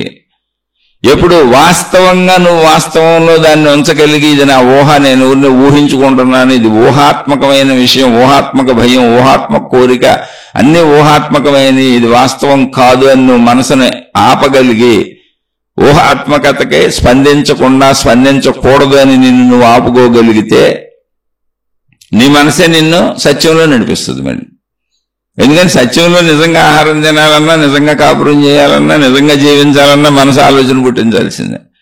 ఈ నిజమైన ఆలోచనల బేసులోంచే అది ఊహాత్మకంగా ప్రయాణిస్తుంది. ఊహాసత్యం అంటే అసత్యం ఎక్కడ పుట్టిందంటే సత్యం నుంచే. సత్యంతో నువ్వు జీవించే జీవన విధానంలో విషయాలను నువ్వు జీవించకుండా కూర్చున్నప్పుడు కూడా అది ఊహించడం మొదలు పెడుతుంది. అక్కడ అసత్యంలోకి వెళ్ళిపోయింది. దాన్ని భ్రమ అన్నారు, దాన్ని మిథ్య అన్నారు, దాన్ని మాయా అన్నారు. ఆ మాయ నీ మనసే చేస్తుంది. అయితే దాని లక్షణం. ఎందుకని? ఊహించటం అనేది దాని సృజనాత్మకత. ఆ సృజనాత్మకత లేకపోతే, అది ముందుకెళ్ళి కొద్దిగా ఊహించలేకపోతే నువ్వు బ్రతకటమే కుదరదు. ఇప్పుడు కాలు తీసి కాలు ముందు కాలు వేయాలి అంటే ముందు కాలు నేను ఎక్కడ వేస్తున్నాను, ఎంత దూరం వేస్తాను, ఎలా వేస్తాను, పడిపోకుండానే ఉంటాను అని అది ఊహించుకొని నిర్ధారించుకున్నాక కాలు వేస్తుంది. అలా మీరు బండి డ్రైవ్ చేస్తున్నప్పుడు ఒక చేత్తో హ్యాండిల్ 2 చేతులతో పట్టుకుంటారు, ఒక చేతితో యాక్సిలేటర్ ఇస్తుంటారు, ఒక చేతితో మళ్ళీ అక్కడ బ్రేకులు, క్లచ్ లాంటివి ఉంటాయి, కాళ్ళ దగ్గర బ్రేక్ ఉంటుంది. ఇవన్నీ చూసుకుంటూ నడుపుతూ మీకు డ్రైవింగ్ వచ్చేసింది. కానీ ఎప్పుడు ముందు దాన్ని ఊహిస్తూ ఉంటారు. ఎదుటోడు ఎలా వస్తున్నాడు, నేను ఎలా వెళ్తున్నాను, ఎంత దూరంలో బ్రేక్ వేస్తే నా వాహనం ఆగుద్ది, ఎదుటోడు వచ్చే స్పీడుని బట్టి క్యాలిక్యులేట్ చేసుకుని ముందే ఊహలోకి వెళ్ళిపోయి ముందుగా ఊహలోకి వెళ్ళగలుగుతున్నాం కనుక యాక్సిడెంట్లు అవ్వకుండా మనం తిరిగి వస్తున్నాం. కాబట్టి ముందే ఊహించటం కూడా కావాలి. అయితే ముందే ఊహించడం ఎంత కావాలి, ఎప్పుడు కావాలి అంటే వాస్తవిక ప్రయాణంలో కావాలి. మనం ఇప్పుడు అన్నం నిజంగా తింటున్నప్పుడు నోట్లో పెట్టుకున్న ముద్ద నములుతూ మరో ముద్ద పెట్టుకోవడానికి, దాన్ని ప్రిపేర్ చేసుకోవడానికి ముందుకెళ్ళాలి, ముందు ఆలోచన పుట్టాలి. నోట్లోకి తీసుకున్నటువంటి, నోట్లో పెట్టుకున్న ఆహారాన్ని నములుతున్నాం, మళ్ళీ పెట్టుకోబోయే ఆహారానికి ముందుకెళ్ళి ప్లాన్ చేసుకుంటుంది. అక్కడ ప్లాన్ చేసుకొని చేతి తెచ్చుకోవాలి. అప్పుడే ఒకదాని అనుకోటి వచ్చి అలా నోట్లోకి ఆహారం వచ్చి నమలగలుగుతాం. కాబట్టి ముందుకెళ్ళాలి. ఎప్పుడు వెళ్ళాలి? సత్యస్థితిలో వెళ్ళాలి. కూర్చొని వెళ్ళకూడదు, పడుకొని వెళ్ళకూడదు, ఊహాత్మకంగా ఏ పని చేయకుండా భావించుకుంటూ భావనలో వెళ్ళిపోకూడదు. ఆ వేరియేషన్ తెలియాలి. సత్యస్థితిలో ఊహ ఎప్పుడు ముందుకెళ్తుంది. అందుకని ఊహ తప్ప అంటే కానీ కాదు, ఊహ అవసరం కాబట్టి ఉంది. God is always right, nature is always right, universe is always right, మన బాడీ శరీరం కూడా ఆల్వేస్ రైట్. మొత్తం సృష్టి అంతా మన శరీరంతో సహా అంత నియమ పద్ధతిలో ఉంది. కానీ దాన్ని వాడే విధానం ఎలా జరుగుతుంది అన్నప్పుడు నేను దాంట్లో ప్రమేయం కల్పించుకొని, ఇప్పుడు గ్రహాలు, గోళాలు, నక్షత్రాలు వాటి కక్షల్లో వాడు తిరుగుతున్నాయి. నేనేం చేస్తున్నానంటే మధ్యలో ప్రమేయం కల్పించుకొని, ఇప్పుడు నా కొడుకో, నా కూతురు, నేను, నా ఇంట్లో వాళ్ళు ఎవరో ఒక చిన్న అనారోగ్యం వచ్చింది.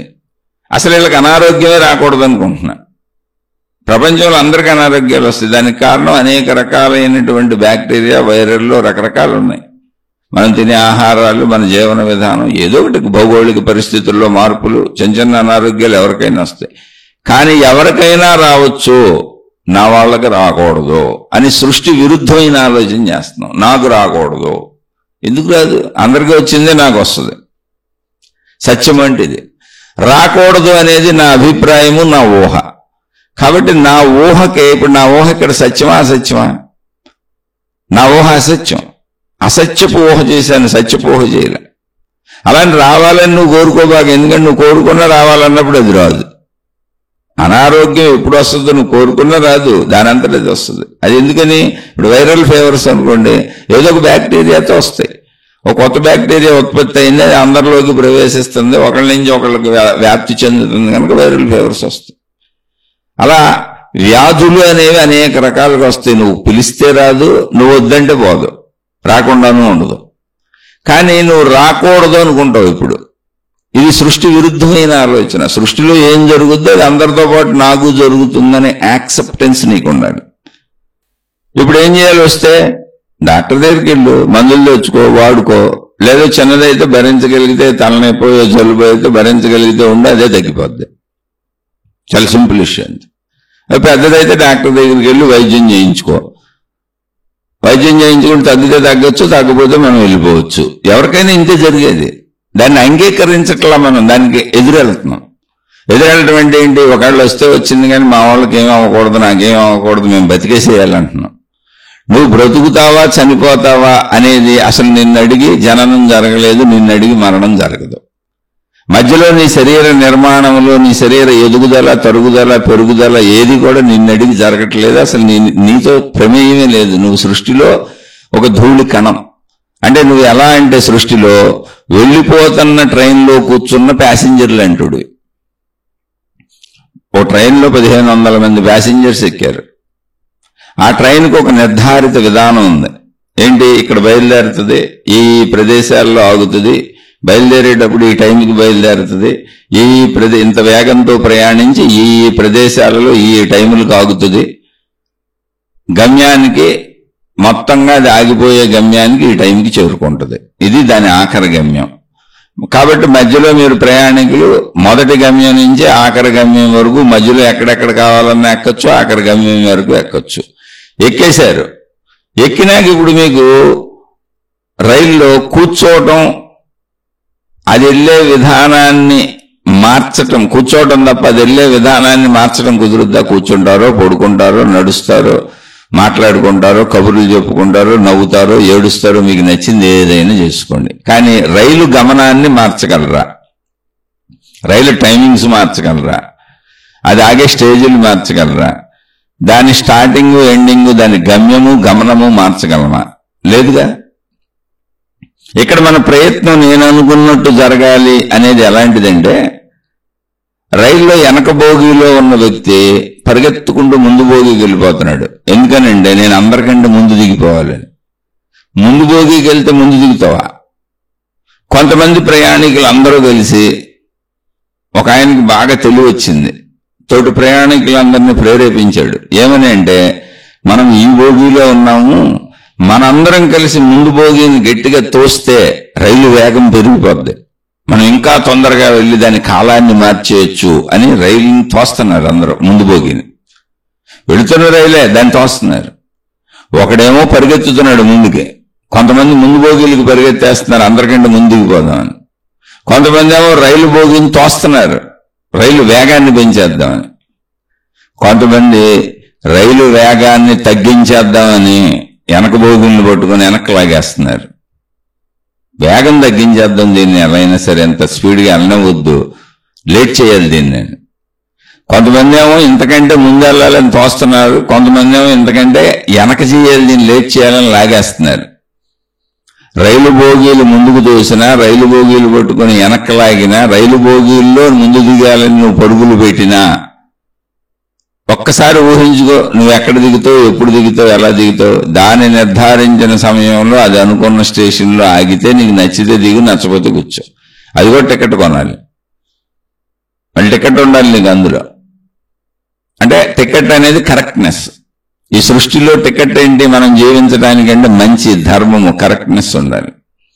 కరెక్ట్నెస్ లేకపోతే ఏమవుతుంది? టికెట్ లేకపోతే ఏమవుద్ది? టికెట్ లేకపోతే టికెట్ కలెక్టర్ ఫైన్ వేస్తాడు, లేదా స్టేషన్లో దింపేస్తాడు, లేదా పట్టుకొని జైల్లో పెడతారు.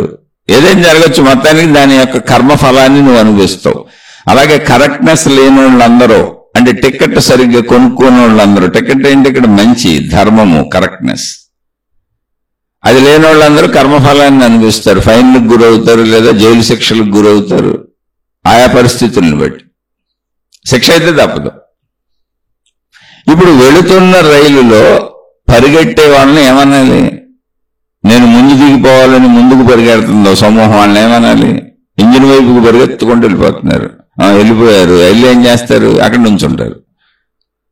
అంతే తప్ప ముందు వెళ్ళటం కుదరదు. వాళ్ళని ఏమనాలి? అలాగే కొంతమంది రైలు బోగిని ముందుకు తోసేస్తున్నారు స్పీడ్ పెంచుదామని, రైలు గతినే మార్చేద్దామని, వాళ్ళని ఏమనాలి?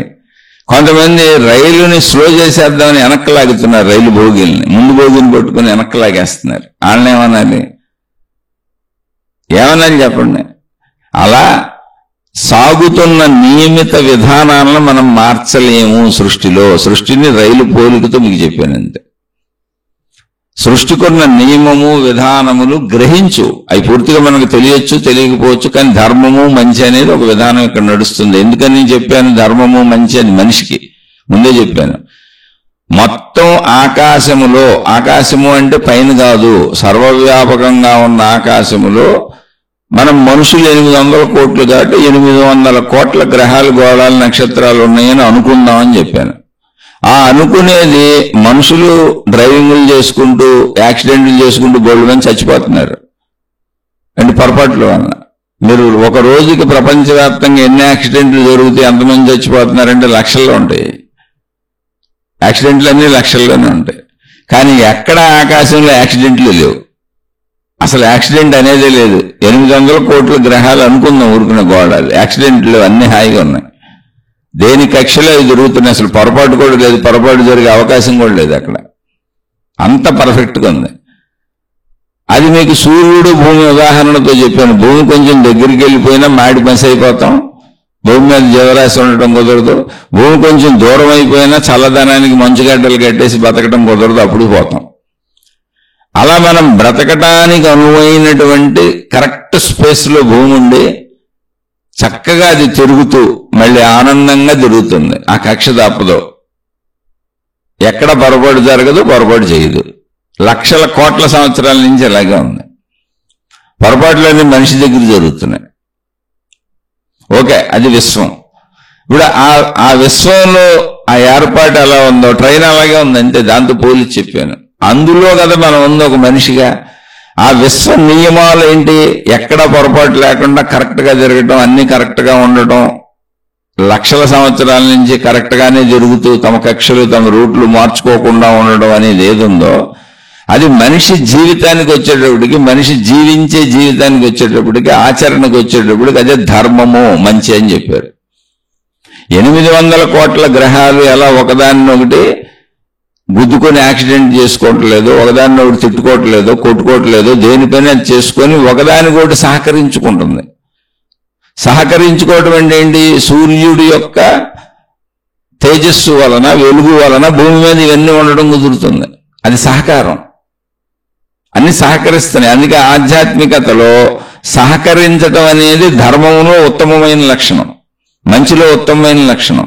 ఎందుకని సహకారం లేకపోతే భూమి మీద జీవరాశి ఉండదు. అది సృష్టి నియమం, సృష్టి ధర్మం, సృష్టి విధానం.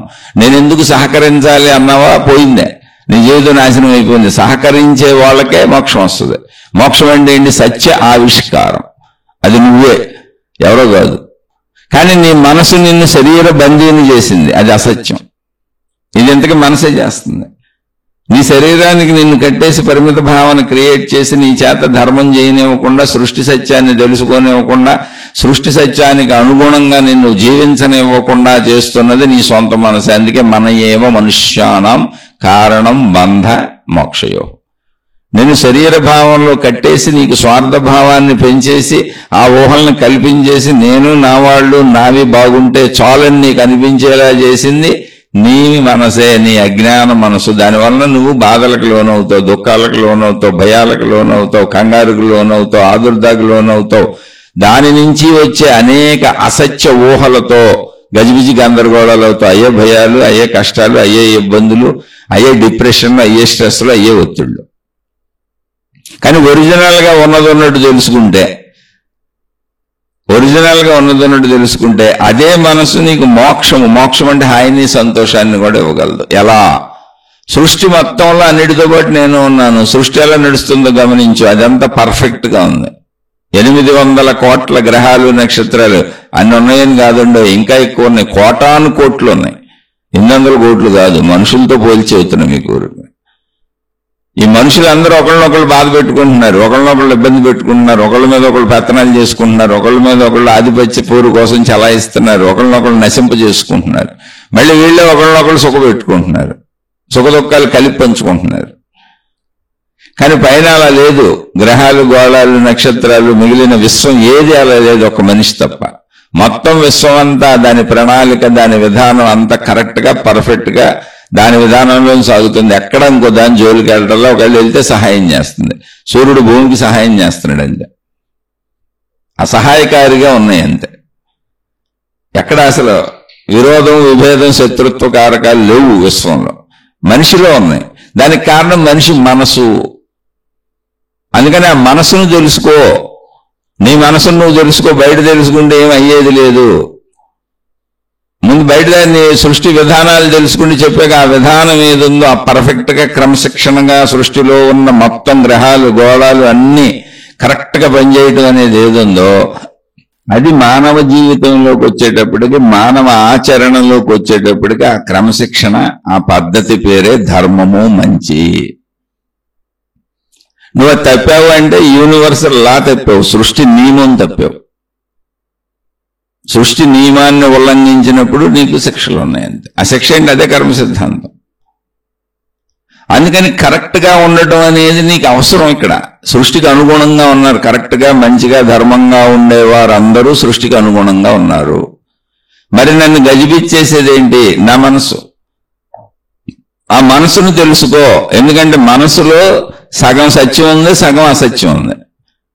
మనసులో సగం నిజం ఉంది, సగం అబద్ధం ఉంది. ఏంటి సగం సత్యం? ఏంటి అంటే నేను జీవించే జీవన విధానానికి మనసే ఆధారం. మనసు అన్ని గ్రహించాలి, మనసు అన్ని చెప్పాలి, ఆలోచనలు పుట్టించాలి, ఊహ పుట్టించాలి. నేను ముందు చేయబోయే కార్యాలకు కూడా, ముందు వేయబోయే అడుగులకు కూడా నాకు కొంత ముందుకు సంబంధించిన ఊహ కూడా పుట్టాలి. ఆ ముందును కొంచెం ముందే ఊహించగలగాలి. ఇదంతా సత్యము, వాస్తవ జీవితము. ఇందులో అసత్యం ఏంటి? ఇలా నేను జీవిస్తున్న సత్య జీవితాన్ని ఆధారంగా చేసుకుని నాకు జీవితానికి అవసరం లేకపోయినా, నేను ఇప్పుడు ఆ పనులు చేయకపోయినా ఊహాత్మకంగా వెళ్ళిపోయి తానే ఆ పనులు చేసుకుంటూ ఉంటుంది. అదే స్వప్నలోకము. మెలకువలో కూడా అదే ఊహాలోకము. ఊహాలోక విహారం చేస్తూ ఉంటుంది. శరీరం కదలట్లా. నిజంగా నేను ఇప్పుడు దాన్ని అనుభవించటం, ఆ పని చేయటం అవసరత నాకు లేదు. కానీ ఊహల్లో ప్రయాణించుకుంటూ వెళ్ళిపోతుంది. ఎందుకని ఊహ దానికి అలవాటు. అందుకని సత్యము అసత్యముల కలయిక మనస్సు. ఎందుకని ఊహాశక్తి అలా ప్రయాణించుకుంటూ వెళ్తుంది. ఆ ఊహాశక్తిని ఆపాలి. ఇప్పుడు పని లేదు, నువ్వెందుకు వెళ్తున్నావు అని. అందుకే ధ్యానము, తపస్సు. నేను పనిచేస్తున్నప్పుడు, అవసరమైనప్పుడు, కదిలినప్పుడు ఓకే, నువ్వు కరెక్టే, నువ్వే నడిపించాలి నన్ను, అప్పుడు వెళ్దాం, నో డౌట్. అసలు నాకు ఇప్పుడు పని లేనప్పుడు నువ్వెందుకు ప్రయాణిస్తున్నావు? నువ్వెందుకు ఊహిస్తున్నావు? ఆ ఊహ వల్ల నాకు భయం కలుగుతుంది, బాధ కలుగుతుంది, డిప్రెషన్ కలుగుతుంది, ఒత్తిడి కలుగుతుంది, స్ట్రెస్ కలుగుతుంది. పోని సంతోషం కలుగుతుందని సంతోష ఊహలు ఊహించినా అది నిజం కాదుగా. నేను అక్కడ నిజంగా అనుభవించట్లేదుగా. ఇప్పుడు ఏ శృంగారాన్ని ఊహించావు, నేను నిజంగా అనుభవించట్లా. ఏ ఆహారాన్ని ఊహించావు, నేను నిజంగా అనుభవించట్లా, తింటలా. అక్కడ ఆహారమే లేదు. నువ్వే డబ్బునో ఊహించావు, ఆ డబ్బుతో నేను లగ్జరియస్ వస్తువులన్నీ కొనుక్కుంటున్నట్టు ఊహించుకున్నావు, భావించుకున్నావు. కానీ నిజంగా డబ్బు లేదు, నేను కొనుక్కోలేను. అప్పుడు అదంతా దుఃఖమే అవుతుంది కదా. ఆనందపు ఊహలైనా దుఃఖాన్ని మిగిలిస్తాయి. దుఃఖపు ఊహలైతే ఇంకా చెప్పక్కర్లేదు. స్ట్రెస్, ఒత్తిడి, బాధ ఇదంతా అయిపోద్ది. అందుకని మనసుని ఎవరైతే కరెక్ట్ గా గమనించి నా మనస్సులోనే సత్య అసత్యం అంతా జరుగుతుంది అని గమనించగలిగినప్పుడు నీ మనసును నువ్వు అదుపులోకి తెచ్చుకోగలుగుతావు. అక్కడ ఉంది రహస్యం అంతా, కీలక రహస్యం అంతా నీ మనసులో ఉంది. కానీ ఈ మనసు ఊహల్ని నిజమని మహిమలు, మాయలు, అద్భుతాలు, దేవుళ్ళు, దేవతలు, మతాలు, ఏంజల్స్ రకరకాలు సృష్టించి అనేక లోకాలు, సూక్ష్మ లోకాలు, సూక్ష్మ శరీర యానాలు, ఇదంతా మనసు చేసినటువంటి మనోలోకపు గారడి, ఊహాత్మకత, దాని సృజనాత్మకత. వాస్తవికత లేదు. వాస్తవికత ఎప్పుడు శరీర పరిమితికి లోబడి ఉండాలి. జాగ్రత్తగానండి. ఏంటి వాస్తవికత? సత్యం అంటే నీ శరీర పరిమితికి లోబడి నీ శరీరాన్ని కదపడానికి సహకరించేలా ఉండాలి. నీ శరీరం ఎంత కదలగలదో, దాని శక్తి సామర్థ్యములేంటి, దాని తెలివితేటలేంటి, దానికి ఉన్నటువంటి అవసరాలేంటి, దాని కోరికలేంటి, దానికి తగ్గట్టుగా ధర్మంగా మంచిగా సృష్టి నియమాలకు అనుగుణంగా నిన్ను కదపలేదు అంతే. అది సత్యము. అలా శరీర సంబంధం లేకుండా అది విహరించేదంతా కూడా, దానంతలో అది విహరించేదంతా కూడా అసత్యం అయిపోద్ది. ఇప్పుడు నాలోనే ఉన్న అసత్యం అది. అందుకని ఎంత ఊహించాలి అంత ఊహించకూడదు, అది కూడా చెప్పాలి. ఇప్పుడు నేను వాహనం డ్రైవ్ చేస్తున్నప్పుడు ముందు కొంత ఊహించాలి. ముందు రోడ్డును చూసుకుంటూ నా వాహనం వెళ్ళే స్పీడ్ని గమనించుకుంటూ పర్వాలేదు, ప్రాబ్లం లేదని ఊహించుకుంటూ ముందుకెళ్ళాలి.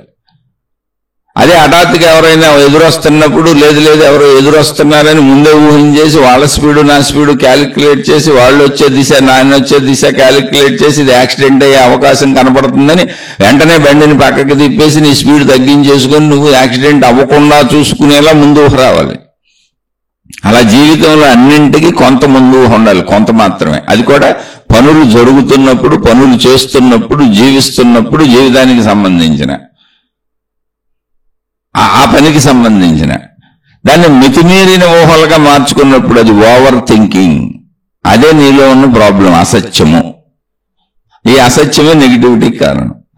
అందుకని సత్యాసత్య విచక్షణ ఎక్కడ చేయాలి అంటే నీ మనసులో నువ్వు చేసుకోవాలి. సత్యాసత్య విచక్షణ బయట మతాల్లో, మార్గాల్లో, గురువుల దగ్గర, దేవుళ్ళ దగ్గర కాదు. నీ మనసు ఎక్కడ భ్రమకెళ్ళింది, ఎక్కడ మాయలోకి వెళ్ళింది, ఎక్కడ మిథ్యలోకి వెళ్ళింది, ఎక్కడ సత్యంలో ఉంది, వాస్తవంలో ఉంది, అది తెలుసుకో. శరీర సంబంధంగా మనసు కదులుతున్నప్పుడు అది వాస్తవంలో కదలాలి, వాస్తవంగా కదలాలి, ధర్మంగా కదలాలి, సృష్టి నియమాలకు ప్రకారం కదలాలి. సృష్టి నియమ విరుద్ధంగా అది కదలడానికి వీలు లేదు. మొత్తం కిటికంతా మనసులోనే ఉంది. అందుకనే ఎవరో తమను తాము ఉద్ధరించుకోవటం చాలా కష్టమైపోద్ది. ఎక్కడో కోటాను కోట్లలో ఒక్కరుంటారు, తన లోపలికి వెళ్ళి డెప్త్లో తన మనో లక్షణాలను గమనించి పట్టుకొని మొత్తం మాయంతా నా మనసులోనే ఉంది అని గ్రహించి తన మనసుని తాను తన శరీరంతో అనుసంధానం చేసుకొని సృష్టి నియమాలను, సృష్టి విధానాలను గమనించుకొని సృష్టిలో కేవలము ధర్మము, మంచి తప్ప అసలు ఇంకో విధానం లేదు, ఒకదానికొకటి సహకరించుకుంటుంది తప్ప ఇక్కడ మోస ప్రక్రియ లేదు, అసలు అలా కుదరదు అనేటువంటిది తెలుసుకున్నప్పుడు, అది తెలుసుకున్న మహాత్ములు సహకరించే విధానానికి ఏం చెప్పారో తెలుసా? త్యాగేనేకే అమృతత్వమానసుహు అన్నారు. త్యాగం అంటే ఇవ్వటం, సహకరించటం, నీది ఇంకోళ్ళకి ఇవ్వటం, నువ్వు ఇంకోళ్ళకి మేలు చేయటం. సూర్యుడు మనకు మేలు చేస్తున్నాడు, లేకపోతే భూమి అనే గోళమే ఉండదు. భూమి కూడా తనకు తాను మేలు చేసుకుంటుంది, సూర్యుడికి అతి దగ్గరగా వెళ్లకుండా, సూర్యుడికి అతి దూరంగా వెళ్లకుండా. అంటే మనం కూడా మన పరిధుల్లో, ఎవరి పరిధుల్లో వాళ్ళు ఉండాలి. ఒక మనిషితో ఎంత ఉండాలో అంతే ఉండాలి. ఇప్పుడు భార్యవు, భర్తవు, అన్నవు, తమ్ముడవు, తండ్రవు, తల్లవు, ఇతరుల జీవితాల్లోకి సంపూర్ణంగా నువ్వు వెళ్ళి వాళ్ళ జీవితాలు ఆక్రమించేసినప్పుడు అలా స్వేచ్ఛను హరించినట్టు అయిపోద్ది. అలానే ఇతరులతో ఉండొద్దా అంటే సూర్యకాంతి లేకుండా బతకడమే కుదరదు, మనుషులు లేకుండా బతకడమే కుదరదు. కాబట్టి ఎంత దూరంలో ఉండాలి అంటే నా స్వేచ్ఛను వాళ్ళు హరించకుండా, వాళ్ళ స్వేచ్ఛను నేను హరించకుండా, ధర్మము అనేటువంటి వ్యవహారంతో, మంచి అనే వ్యవహారంతో ఎవరి పరిధుల్లో వాళ్ళు ఉండాలి. అది సృష్టి నియమాలు మనకు తెలియజేస్తున్న ధర్మసూత్రం. ఇవన్నీ తెలుసుకోకుండా నువ్వు ధర్మాత్ముడివి, ధర్మాత్మురాలివి కాలేవు.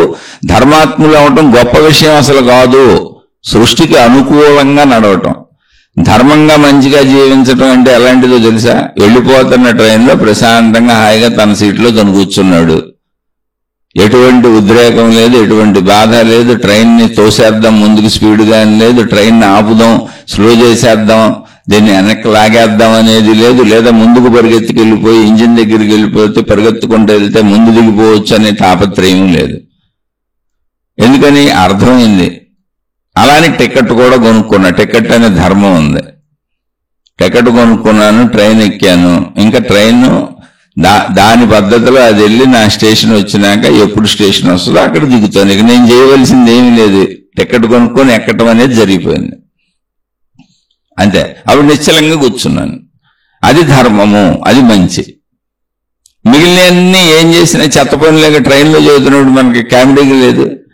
ట్రైన్ భోగిని 100 మంది 50 మంది ముందుకు తోసేస్తున్నట్టు ఊహించుకోండి, స్పీడ్ పెంచుతామని, అది పెచ్చతనంగా లేదు. అలాగే ట్రైన్ భోగిని వెనకలాగేస్తున్నట్టు ఊహించుకోండి, స్పీడ్ స్లో చేసేద్దామని, అది పెచ్చతనంగా అనిపించట్లేదు. అలాగే ట్రైన్లో కొంతమంది ముందుకు పరిగెత్తుకొని ఇంజిన్ వైపు వెళ్ళిపోతున్నారు, మేము ముందు దిగిపోతాం మీ అందరికంటే అని, అది పెచ్చతనంగా అనిపించట్లేదు. మనం చేసేటువంటి స్వార్థపూరిత చర్యలన్నీ భూమి మీద అలాంటి పెచ్చతనాలే. దీనికి కారణం నీ మనసు. నువ్వు ఆ మనస్సును పట్టుకోలేకపోతే నీకు మిథ్యార్థం అవదు, మాయ అర్థం అవదు, భ్రమ అర్థం అవదు, నీ అజ్ఞానం నీకు అర్థం అవదు. ఎందుకని అది మనసు కూడా నువ్వే, నీ మనసు అది. నీ మనసులో ఉన్నటువంటి అసత్యాన్ని పట్టుకోవాలి, అజ్ఞానాన్ని పట్టుకోవాలి. నీ మనసులో ఉన్నటువంటి సత్యము జ్ఞానంతోనే నువ్వు నడవాలి. ఆ వేరియేషన్ నీకు తెలియాలి. అది ఒకటే మనసు, అది ఒకటే మనసులో 2 విభాగాలుగా అది పనిచేస్తుంది, ఒకసారి చెడుగా ఒకసారి మంచిగా. శరీర సంబంధం లేకుండా ఊహాత్మకంగా అవసరం లేకపోయినా సాగుతున్నప్పుడల్లా అది నిన్ను చెడులో విడుచుకుపోతుంది. Just simple. శరీర సంబంధం ఉన్నా కూడా నిన్ను చెడ్డ పనులు చేయమని, చెడు వైపు ప్రోత్సహించి, లాగేసుకో, తిని, మోసం చేయి, అన్యాయం చేయి, అబద్ధం చెప్పు అని చెబుతున్నప్పుడు కూడా అది నిన్ను అజ్ఞానంలో అసత్యంలో తీసుకెళ్లిపోతుంది. సృష్టి నియమానికి తగ్గట్టుగా నిన్ను నడిపించట్లా. అంటే రైల్లో భోగిని ముందుకు తోయటమో వెనక్కి లాగటమో చేస్తున్నావు, లేదా ముందుకి అందరికంటే ముందు దిగేద్దామని పరిగెత్తటమో, ఏదో ఒకటి చేస్తున్నావు. మొత్తానికి ఖాళీగా అయితే కూర్చోవాలి రైల్లో. నువ్వు చాలా జాగ్రత్తగా ఒకసారి విషయాన్ని అర్థం చేసుకోండి. ఇక్కడ తప్పులు చేయటం, చెడు చేయటం అంతా ఇలాంటిదే. సృష్టి నియమాలకు విరుద్ధంగా జీవిస్తున్నాం. సృష్టి నియమము ఏంటి, సృష్టి విధానం ఏంటి, సృష్టి పద్ధతి ఏంటంటే మంచిగా ధర్మంగా జీవించడం. ఏమండి ఇదంతా బాగానే ఉంది, బాగానే చెప్పారు, గ్రహాలతో కూడా పోల్చి చెప్పారు, గ్రహాలన్నీ ఒకటి కూడా సహాయం చేసుకుంటున్నాయి, బాగానే ఉందని చెప్పారు. మీరు గ్రహాలే కాదు సృష్టిని కూడా గమనిస్తే మనిషి ఏదో చేసే అన్యాయ ప్రవృత్తులు తప్ప సృష్టి అంతా ఒకదాని మీద ఒకటి ఆధారపడి ఉంది. చెట్లు చక్కగా మనకి ఆక్సిజన్ వదులుతున్నాయి. మనం వదిలేసినటువంటి కార్బన్ డైఆక్సైడ్ ని భూమి మీద మనం బతుకుతూ సృష్టించినటువంటి పనికిరాని చెత్త కార్బన్ డైఆక్సైడ్ అంటే మనుషులకు పనికిరాని అవి చెట్లు పీల్చుకుంటున్నాయి. ఇలా సహకారమే ఉంది ఒకదానికి ఒకటి. చెట్లు బతకాలంటే మనం కార్బన్ డైఆక్సైడ్ ఇవ్వాలి, మనం బతకాలంటే అది మనకు ఆక్సిజన్ ఇవ్వాలి. చెట్ల నుంచి వచ్చిన ఆహార పదార్థాలు తీసుకొని పంచభూతాల సృష్టిలో, పంచభూతాలలో ఉన్నటువంటి ఈ ఆకాశం అనే ఖాళీలో చక్కగా తిరుగుతూ అది అవకాశం కల్పించింది, తిరగండి హాయిగా ఉండండి అని. ఆ వాయువుని హాయిగా పీల్చుకుంటూ, ఆ నీటిని అనుభవిస్తూ, ఆ తేజస్సుని, సూర్యరశ్మిని అనుభవిస్తూ, ఆ వెలుగును అనుభవిస్తూ, ఈ భూమిలో పంటలు పండించుకుంటూ, మళ్ళీ మనలోనే ఉన్నటువంటి స్త్రీ పురుష విభేదాలతో చక్కగా స్త్రీ పురుషులు ఆనందంగా గడుపుతూ, కోరికలు తీర్చుకుంటూ, హాయిగా ఆ స్త్రీ పురుషులు కోరికలు తీర్చుకుంటున్నప్పుడు పుట్టినటువంటి తమ బిడ్డలతో కుటుంబాన్ని ఏర్పరచుకొని, ఇది నా కుటుంబం అంటూ, నాకు బ్రతకడానికి 100 ఏళ్లు బ్రతకడానికి ఇక్కడ బోల్డ్ అవసరాలు ఉన్నాయి, నా కుటుంబం ఉంది, నా తల్లిదండ్రులు ఉన్నారు, నా భార్య పిల్లలు ఉన్నారు, నా భర్త పిల్లలు ఉన్నారు, నా బంధుమిత్రులు ఉన్నారు, నా అన్నదమ్ములు ఉన్నారని అసలు చావు ధ్యాసనే మర్చిపోయి ఆనందంగా సాగిపోయేలా పరస్పర సహకారంతో ఒకళ్ళకొకళ్ళు సహకరించుకుంటూ ఆనందంగా ఉండమని, ఉండేలా సృష్టి చేసిన ఏర్పాటే స్త్రీ పురుషులు వాళ్ళిద్దరి మధ్య ఆకర్షణ. దాని నుంచి వ్యవస్థ మొత్తం ఉంది. అలా సహకరించుకొని సంతృప్తిగా బతకండిరా. మీ ఇంద్రియాలకే నేను ఆనందాన్ని పెట్టేశాను. ఇంత అద్భుతమైన శరీరంలో మన అద్భుతమైన శరీరం మొత్తం ముందు అసలు శరీరం ఏంటి? మాంసపు ముద్ద.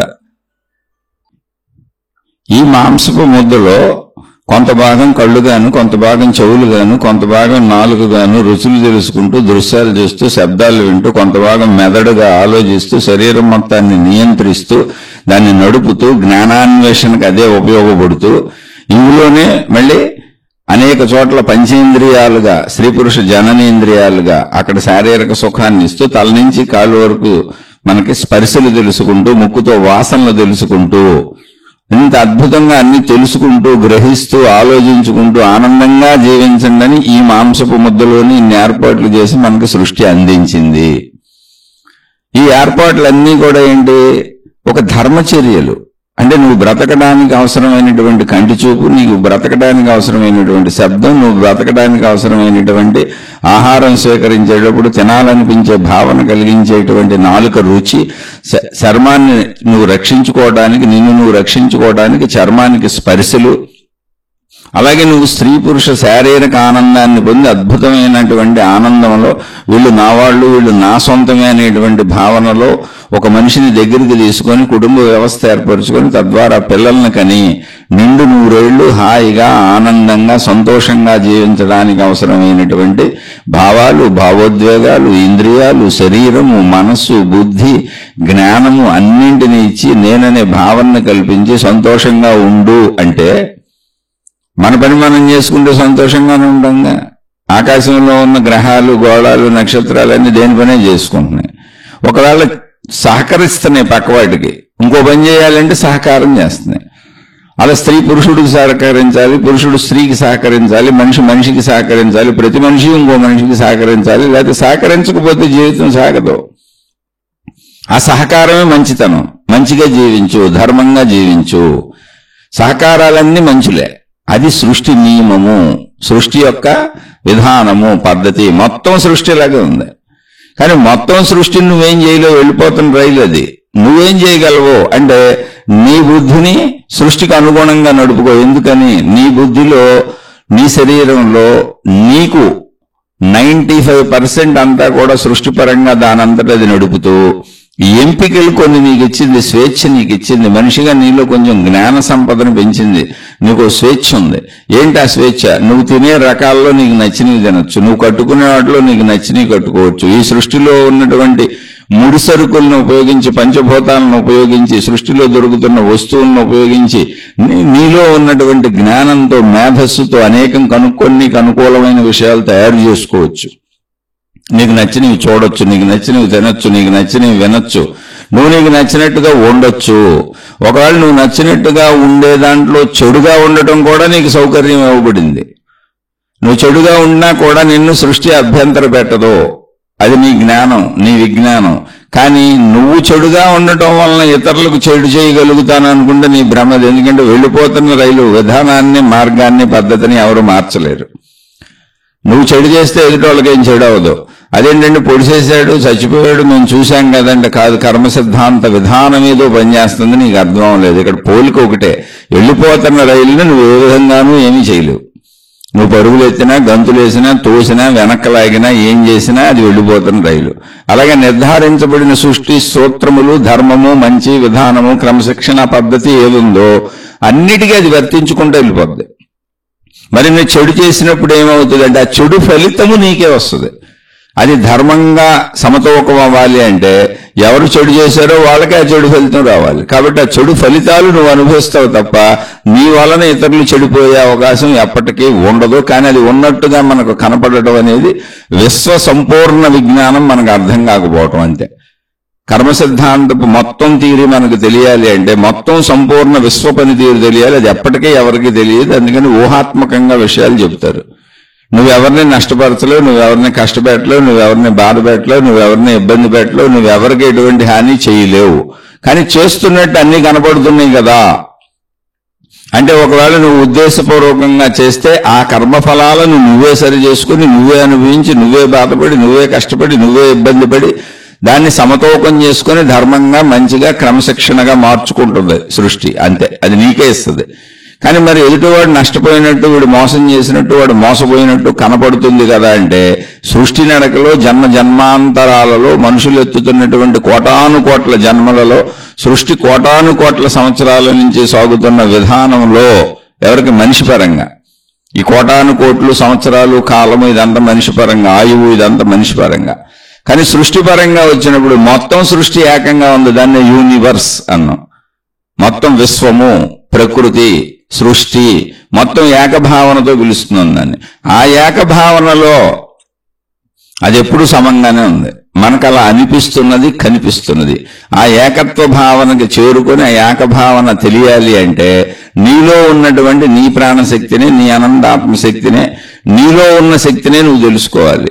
అలా తెలుసుకోవాలి అంటే ముందు శరీరంతో నువ్వు జీవించేటప్పుడు, మనసుతో నువ్వు జీవించేటప్పుడు, శరీర మనస్సుల కలయికలో నువ్వు జీవిస్తూ బుద్ధిని ఉపయోగిస్తున్నప్పుడు, నువ్వు ఈ ప్రపంచంలో నీ సాటి మనుషులతో జీవిస్తున్నప్పుడు, జీవులతో జీవిస్తున్నప్పుడు, ఈ విశ్వంలో అన్నింటితో, చెట్లతో, పొట్లతో, గొట్లతో, మనుషులతో, జంతువులతో జీవిస్తున్నప్పుడు వాటికి సహకరించటమే తప్ప, సూర్యుడు భూమికి సహకరించినట్టు సహకరించటమే తప్ప, నిన్ను నువ్వు రక్షించుకుంటూ, భూమి తనను తాను రక్షించుకుంటూ సూర్యుడికి ఎంత దూరంలో ఉండాలో, ఎంత దగ్గరికి వెళ్ళకూడదో, ఆ డిస్టెన్స్ ని ఎలా మెయింటైన్ చేసుకుంటూ తనను తాను రక్షించుకుంటుందో, అలా నిన్ను నువ్వు రక్షించుకుంటూ సూర్యుడి యొక్క సహకారానితో నువ్వు నీలో ఎలా అంటే భూమి తనలో ఎలా అనేక బ్రతికేలా అవకాశాన్ని కల్పించుకుంటుందో, తాను బ్రతుకుతుందో, అలా నువ్వు నీ బ్రతుకును బ్రతుకు, ఇతరులకు సహకరించు, వాళ్ళ సహకారాలు పొందు. జీవితం అంతా సహకారాలే, దాన్నే త్యాగము అన్నారు.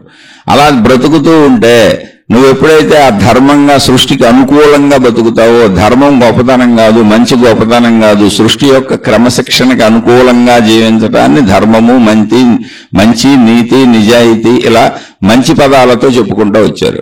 అలా సహకారం వచ్చినప్పుడు దయ, జాలి, కరుణ ఇవన్నీ సహకార గుణాలు.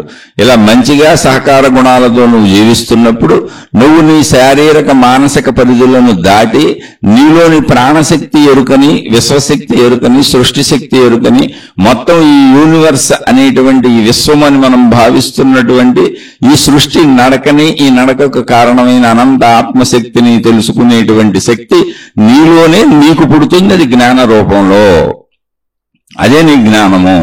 ఆ జ్ఞానాన్ని ఇప్పుడు మనుషులు పరిమితంగా వాడుకుంటున్నారు, చెడుకు వాడుకుంటున్నారు, మంచికి వాడుకుంటున్నారు, మతాలకు వాడుకుంటున్నారు, దేవుళ్లకు వాడుకుంటున్నారు.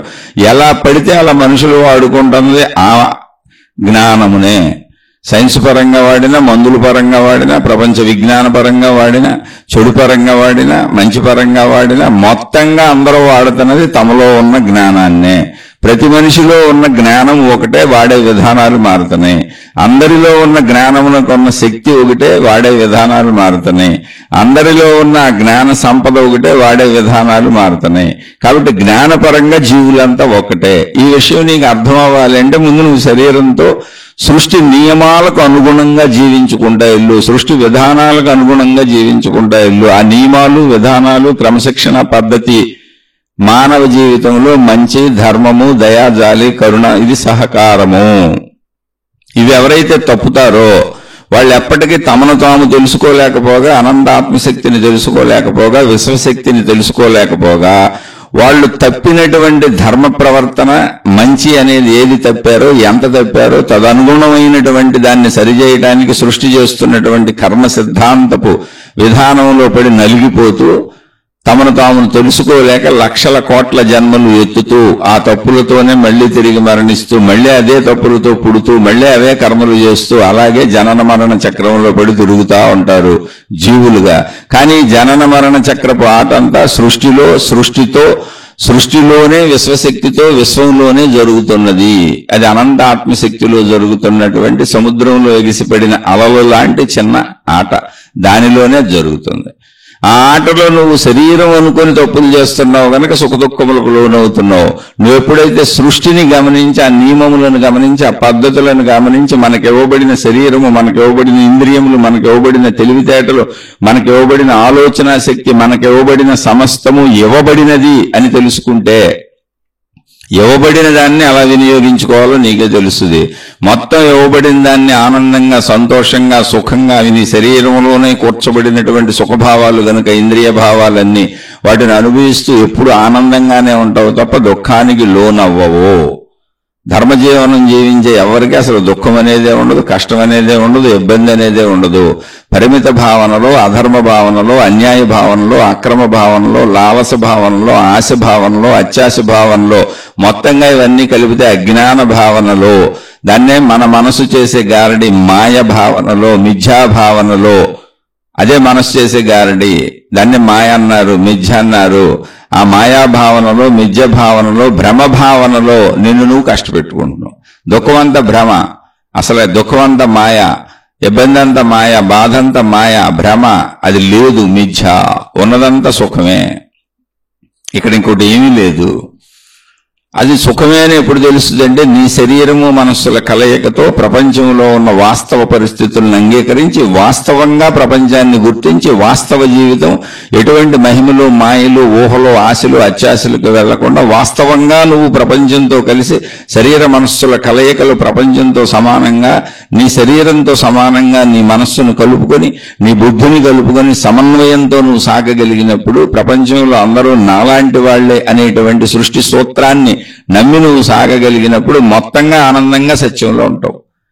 శరీరాన్ని వదిలి ప్రపంచాన్ని మర్చిపోయి నేను మాత్రమే అనే భావనలోకి వదిలి గుర్తుపెట్టుకొని నా స్వార్థం నేను నాది నా వాళ్ళని నువ్వు మనసుని శరీరం కంటే వేగంగా అత్యంత వేగంగా ఊహాలోకాల్లో నడిపేసి శరీరానికి మనసుకి విపరీతమైనటువంటి వ్యత్యాస ప్రక్రియని కల్పించేసి శరీర స్థితిలో మనసును ఉంచకుండా మనసును ఉద్వేగ స్థితిలో భావోద్వేగ స్థితిలో విపరీతమైన వేగ స్థితిలో మనసును ప్రయాణింపజేస్తూ సాగినప్పుడు నువ్వు కల్పనలోకి వెళ్ళిపోతావు, సృజనాత్మకతలోకి వెళ్ళిపోతావు, ప్రపంచ వాస్తవికతను గుర్తించవు, నీ శరీర వాస్తవికతను గుర్తించవు. నువ్వు జీవించవలసింది ఈ ప్రపంచంలో ఈ శరీరంతో ఈ మనుషుల మధ్య ఈ వాస్తవ జీవితంలో అనే విషయాన్ని మర్చిపోయి కల్పనల్లోకి వెళ్ళిపోయి ఆ కల్పనలతో భ్రమలు మిథ్యలు మాయలు క్రియేట్ చేసుకొని నాకు నాది నా వాళ్ళు అంటూ నిన్ను నువ్వే బాధ పెట్టుకొని నిన్ను నువ్వే ఊహాత్మకతలో డిప్రెషన్లకు తీసుకెళ్లి ఒత్తిళ్లకు తీసుకెళ్లి స్ట్రెస్లకు తీసుకెళ్లి అన్ని శరీర సంబంధం లేని ఊహలో నీకు నువ్వే బాధలు కల్పించుకుంటావు. ఊహాత్మక బాధలు నీకు నువ్వే అన్ని శిక్షలు వేసుకుంటావు. సత్యభావనలో లేనప్పుడు జరిగే ప్రక్రియ అది. అలానే ఏమంటే అనారోగ్యాలు వస్తున్నాయి మా వాళ్ళకి వస్తే బాధపడొద్దా అంటే గుర్తుపెట్టుకో, బాధ ఎప్పుడు సరైన సహజ స్పందన, శరీరానికి తగ్గట్టుగా సరిపోయినంత స్పందన ఉండాలి. అది ఊహాత్మకంగా ప్రయాణించకూడదు. ఏదైనా శరీరంతో మనోకలయికల్లో నీకున్న బంధాలు బాంధవ్యాల మధ్య నీ అనురాగాల మధ్య కించిత్ స్పందనలు దానికి తగ్గట్టుగా ఉండాలి అంతే. అంతవరకు ఉన్నప్పుడు అవన్నీ కరెక్టే. ఇప్పుడు అనారోగ్యం వచ్చింది, ప్రపంచంలో అందరికీ వస్తాయి అనారోగ్యాలు, నాకు వచ్చింది నా వాళ్ళకి వచ్చింది, దానికి ఏం చేయాలో ఇచ్చేయి. ప్రపంచంలో అందరికీ డబ్బు అవసరమే, నాకు అవసరమే, నా వాళ్ళకి అవసరమే, దానికి ఏం కావాలో ఇచ్చేయి. ప్రపంచంలో అందరికీ సుఖాలు అవసరమే, ఇంద్రియ సుఖాలు అవసరమే, భోగాలు అవసరమే, అందరూ అలాగే బతకాలి, ఆహారం అవసరమే, అన్ని అనుభవించాలి, వసతులు వనరులు కావాలి, అందరికీ ఏం కావాలో నాకు కూడా అయ్యే కావాలి. కాబట్టి దానికి ఏం కావాలో అందరినీ దృష్టిలో పెట్టుకొని ప్రపంచాన్ని దృష్టిలో పెట్టుకొని మనుషుల్ని దృష్టిలో పెట్టుకొని నిన్ను నువ్వు దృష్టిలో పెట్టుకొని నొప్పించక తానవ్వక చక్కగా ధర్మంగా క్రమశిక్షణగా మంచిగా సృష్టికి అనుకూలంగా నీకేం కావాలో ఇది చేసుకో, నువ్వేం చేయగలవో ఇది చేసుకో, ఆ పొందిన వాటితో తృప్తిగా హాయిగా ఉండు, అసలు దుఃఖమే ఉండదు. అందుకని మనసు మాయ మర్మం అంతా కూడా నీ మనసులోనే ఉంది, భ్రమంతా నీ మనసులో ఉంది, మహిమంతా నీ మనసులో ఉంది, అద్భుతాలన్నీ నీ మనసులో ఉన్నాయి, భ్రమలన్నీ నీ మనసులో ఉన్నాయి, కల్పనలన్నీ నీ మనసులో ఉన్నాయి, నువ్వే కల్పించుకుంటున్నావు ఇవన్నీ. అది మిథ్య, అది భ్రమ, అది మాయ, అది అజ్ఞానం. అదే మనసులో సత్యత ఉంది, ఆ సత్యతతోనే నువ్వు వాస్తవ జీవితం జీవిస్తున్నావు. కానీ అక్కడ వాస్తవ జీవితానికి మళ్ళీ భ్రమలు మిథ్యలు ఊహలు కల్పనలు మాయలు కల్పించుకుంటున్నావు. అక్కడి నుంచి ఎక్కడికో పారిపోతున్నావు. ఇలా నీ మనసుతో తయారు చేసుకున్నాయే మొత్తం ఈ సృష్టిలో కనపడుతున్నటువంటి వస్తువులు గాని, విషయాలు గాని, మతాలు గాని, మార్గాలు గాని, దేవుళ్ళు గాని మొత్తం మనసే. మన ఏవ మనుష్యానాం కారణం బంధ మోక్షయో. అందుకని నీ మనసులో సత్యభాగంతో నువ్వు కలిసి ఉండు. నీ మనసులో సృజనాత్మకతగా ఊహాత్మకతగా అతి వేగంగా నీ శరీర పరిధిని దాటేసి ప్రయాణిస్తున్నటువంటి ఊహాత్మక మనసు ఏదుందో ఆ ఊహాత్మక మనసు, ఆ మిథ్యా మనసు, ఆ భ్రమా మనసు, ఆ మాయా మనసు, ఆ అజ్ఞాన మనస్సును తెచ్చి సత్య మనస్సుకు అనుకూలంగా, శరీర పరిమితికి అనుకూలంగా, శరీర వేగానికి అనుకూలంగా, చక్కగా ప్రపంచ స్థితిగతులకు అనుగుణంగా మనసుని అక్కడ ఆపటం నేర్చుకో. దాన్ని ఎక్కువ పరుగులు తీయనికో. అదే నువ్వు చేయవలసిన ఆధ్యాత్మిక సాధన. అదే సృష్టి నియమము, సృష్టి విధానము ఇలా ఉంది. సృష్టిని దాటేసి వెళ్ళగలిగినటువంటి శక్తి మనసుకుంది. ఎందుకంటే అది ప్రాణశక్తే కనుక, అది ఆత్మశక్తే కనుక మొత్తం సృష్టికున్నంత జ్ఞానము విజ్ఞానము, ఆ శక్తి కొన్నంత సమస్త జ్ఞానము విజ్ఞానము ఈ మనసుకుంది. కానీ మనసు శరీర పరిమితిలో ఉంది. నేను ఆత్మశక్తి నన్ను అనుభూతి నాకు కలగలేదు కనుక నేను అనంత విశ్వవ్యాప్తంగా నా పరిమిత భావాన్ని అంత మనోవేగంతో పొరిగింప చేయకూడదు. నా శరీర పరంగా, నా కుటుంబ పరంగా, నేను నివసిస్తున్న ప్రపంచ పరంగా ఆ స్థితిగతుల్లోనే దాన్ని ఉంచడం నేను నేర్చుకోవాలి. అప్పుడు అది నన్ను మోక్షం వైపు తీసుకెళ్తుంది, నన్ను సన్మార్గం వైపు తీసుకెళ్తుంది, నన్ను సత్యంలో నడిపిస్తుంది, నన్ను జ్ఞానంలో నడిపిస్తుంది. నేను దాన్ని నా శరీరపరంగా నేనున్న ప్రపంచపరంగా కాకుండా దాన్ని వేగంగా ప్రయాణింప చేసినప్పుడు, ఊహాత్మకంగా దాన్ని కదిపేసినప్పుడు, శరీర పరిమితిని దాటేసి ప్రపంచ పరిమితిని దాటేసి ఇష్టం వచ్చినట్టు అతి వేగంతో దాన్ని ప్రయాణింపజేసినప్పుడు దాని సృజనాత్మకత నాకు భ్రమగా తయారవుతుంది, దాని సృజనాత్మక ఊహలో నాకు కల్పనలుగా తయారవుతాయి, ఆ కల్పనలన్నీ నాకు మాయలుగా, భ్రమలుగా, మిథ్యలుగా తయారవుతాయి, అజ్ఞానంగా తయారవుద్ది. కానీ వాటిని మాయలు అనుకోను, మహిమలు అనుకుంటాను, అద్భుతాలు అనుకుంటాను, ఏదో ఇంట్యూషన్లు అనుకుంటాను, వాటికి రకరకాల పేర్లు పెట్టుకుంటాను, వాటిని అన్నింటినీ సృష్టించుకుంటాను, ఏదో మహిమలు, మాయలు, అద్భుతాలని వెర్రి చేష్టలన్నీ చేస్తాను. లేదు, నా మనసు కంట్రోల్లో లేదని డిప్రెషన్కి వెళ్తాను, ఆదుర్దకి వెళ్తాను, కంగారుకి వెళ్తాను, భయంకి వెళ్తాను, లేదా ఆత్మహత్యా సదృశ్యం వరకు వెళ్ళిపోతాను, లేదా ఇంకా కక్షలు అంటాను, కార్పణ్యాలు అంటాను, ఈర్ష్యలు అంటాను, అసూయాలు అంటాను, ద్వేషాలు అంటాను, అనుమానాలు అంటాను, ఎదుటి వాళ్ళని చంపుతాను, లేదా నన్ను నేను చంపుకుంటాను. ఇలాంటి చర్యలన్నీ ఆ మనసు అజ్ఞానంలో శరీర పరిమితిలో ఉండకుండా, శరీర పరిమితితో కలిసి సాగకుండా, ప్రపంచ పరిమితితో కలిసి సాగకుండా తనంతట తాను తనకున్న వేగంతో, ఎంత వేగంతో విహరించగలదో అంత వేగంతో విహరిస్తున్న మనసు చేసేటువంటి పనికిరాని అజ్ఞానపు చేష్టలవి. అవి సత్యాలు కావు. వాటిని మిథ్యం చెప్పారు, వాటిని మాయం చెప్పారు, వాటిని భ్రమలని చెప్పారు, వాటిని అజ్ఞానం అని పిలిచారు. అవి అసత్యపు చర్యలు. అందుకని నీ మనసులోనే ఉన్న సత్యాన్ని గుర్తించు, నీ మనసులోనే ఉన్న అసత్యాన్ని గుర్తించు. నీ మనసుని సత్యంలోనే నడపాలంటే అది నీ శరీర స్థితిగతులకు తగ్గట్టుగా అంత వేగంతో మాత్రమే వెళ్ళాలి. నీ ప్రాపంచిక పరిస్థితులకు తగ్గట్టుగా ఈ ప్రపంచంలో ఈ శరీరంతో మనుగడ సాగించాలంటే ఎంత వేగం ఉండాలో అంత వేగంతో, శరీర సమన్వయంతో, ప్రపంచ సమన్వయంతో, సాటి మనుష్యుల జీవుల సహకారంతో వాళ్ళకి సహకరిస్తూ ఆ సమన్వయంతో మనసును నడుపుకోగలగాలి. దాన్ని సంపూర్ణ వేగంతో ప్రయాణించనివ్వకూడదు. అప్పుడు నీ మనసు నిలకడ చెందుతుంది, ప్రశాంతత చెందుతుంది. ఆ మనసు మూలంలోకి అప్పుడు నువ్వు వెళితే దాని మూలంలో ఉన్నటువంటి ప్రాణశక్తి నీకు అర్థమై అదే మనసు నిన్ను అమృతత్వానికి తీసుకెళ్తుంది. అంటే మృతత్వం అంటే శరీరం చనిపోవటాన్ని చావు అనుకుంటున్నాం, నేను శక్తిని అని తెలియటమే అమృతత్వం. అంటే మృతత్వము లేని స్థితి. శక్తికి మృతత్వము లేదు, పదార్థానికి మాత్రమే మృతత్వం ఉంది. అటువంటి అమృతత్వ స్థితికి వెళతావు. ఇవన్నీ నీలోనే ఉన్నాయి, నీ మనసులోనే ఉన్నాయి. అమృతము నీ మనసులోనే ఉంది, విషము నీ మనసులోనే ఉంది, మంచి నీ మనసులోనే ఉంది, చెడు నీ మనసులోనే ఉంది, సత్యము నీ మనసులోనే ఉంది, భ్రమ నీ మనసులోనే ఉంది, మాయా నీ మనసులోనే ఉంది, మిథ్యా నీ మనసులోనే ఉంది. అన్నింటికి ఆధారమైన వాస్తవ సత్యము అనంత ఆత్మశక్తి నీ మనసే. అంత నీ మనసులోనే ఉంది, నీలోనే ఉంది. అదే మనసు మోక్షము, అదే మనసు నరకము, అదే మనసు స్వర్గము, అదే మనసు నరకము, అదే మనసు దైవము, అదే మనసు రాక్షసత్వము. అదే మనసులో దేవుడు ఉన్నాడు, అదే మనసులో రాక్షసుడు ఉన్నాడు.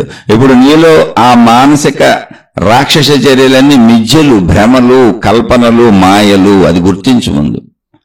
అందులో సత్యమే దైవత్వం. దైవత్వం అనేది విడిగా ఏం లేదు అసలు. విశ్వవ్యాప్తంగా ఉన్నటువంటి విశ్వశక్తి ఏది ఉందో అది సత్యము, అదే దైవము. దాన్నే దైవశక్తి అంటున్నాం మనం. కొన్ని పేర్లు పెట్టుకున్నాం, దాన్ని దేవుడు దేవతని కిందకి దింపుకున్నాం. దాన్ని అక్కడి నుంచే మతాలు ఏర్పరచుకున్నాం, మార్గాలు ఏర్పరచుకున్నాం, విధానాలు ఏర్పరచుకున్నాం. అవి ఏర్పరచుకుంది ఎందుకంటే అనంత విశ్వశక్తి వరకు సాగటానికి. అలా అనంత విశ్వశక్తి వరకు సాగటం ఎందుకంటే అది నేనేం తెలుసుకోవటానికి. అదే అమృతత్వము. కాబట్టి సృష్టి నియమాలు, సృష్టి విధానాలు, సృష్టి పద్ధతులు అన్నీ కూడా క్రమశిక్షణగా ఉన్నాయని తెలుసుకోండి. అలా తెలుసుకోవడానికి పెద్ద విశేషమేమి లేదు. మనకు నిత్య దినచర్య రోజు పగలు సూర్యుడు రావటం, సూర్యుడు వెళ్ళటం క్రమశిక్షణగానే ఉంది. భూమి మీద చెట్లు పెరగటం క్రమశిక్షణగానే ఉంది. అన్ని చెట్లు ఆ విధానాల్లో ఆ పద్ధతిలోనే పెరుగుతాయి, మహిమలేమి ఉండవు. అలాగే జంతువులు పుట్టుక, అవి పెరుగుట, మరణించుట క్రమశిక్షణగానే ఉంది. ఇప్పుడు పుట్టిన జంతువు ఇప్పుడే పెద్దదైపోయి కాసేపుడికి మరణించిపోదు. అన్ని క్రమశిక్షణగా ఉన్నాయి. అలాగే మనుషులు పుట్టిన కాడి నుంచి వాళ్ళ ఎదుగుదల, శరీర ఎదుగుదల ఇవన్నీ కూడా క్రమశిక్షణగా ఉన్నాయి. పసిబిడ్డగా పుట్టిన ప్రతి మనిషి రోజు రోజుకి అలా ఎదుగుతూ ఇక్కడ నుండు నీరేళ్లు జీవించి శరీరాన్ని వదిలిపెట్టి వెళ్ళిపోతాడు. పుట్టిన ఎవరైనా శరీరాన్ని వదిలిపెట్టాల్సిందే, మనుషులైనా, జంతువులైనా, చెట్లైనా, ఏదైనా. ఇవి సృష్టి ధర్మాలు. అవి మారటం లేదు. ఋతువులు మారటం లేదు, కాలాలు మారటం లేదు, సృష్టి నడక మార్పు లేదు. మరి మనిషి ఎందుకు ఇన్ని రకాలుగా మారిపోతున్నాడు, ఎంత గందరగోళంగా ఉన్నాడు? సృష్టిని చూసి నువ్వు సృష్టితో పాటు క్రమశిక్షణగా ఉండటం నేర్చుకో. ఆ క్రమశిక్షణ పేరే మంచి, ఆ క్రమశిక్షణ పేరే ధర్మము. ఇదంతా నీ మనసు చేస్తున్న గారడి. ఆ మనసును పట్టుకొని నీకు అన్ని అర్థమైపోతాయి. ఆ మనసులో సత్య అంశను శరీరానికి కలుపుకొని, ప్రపంచానికి కలుపుకొని మనుషులతో జీవించు.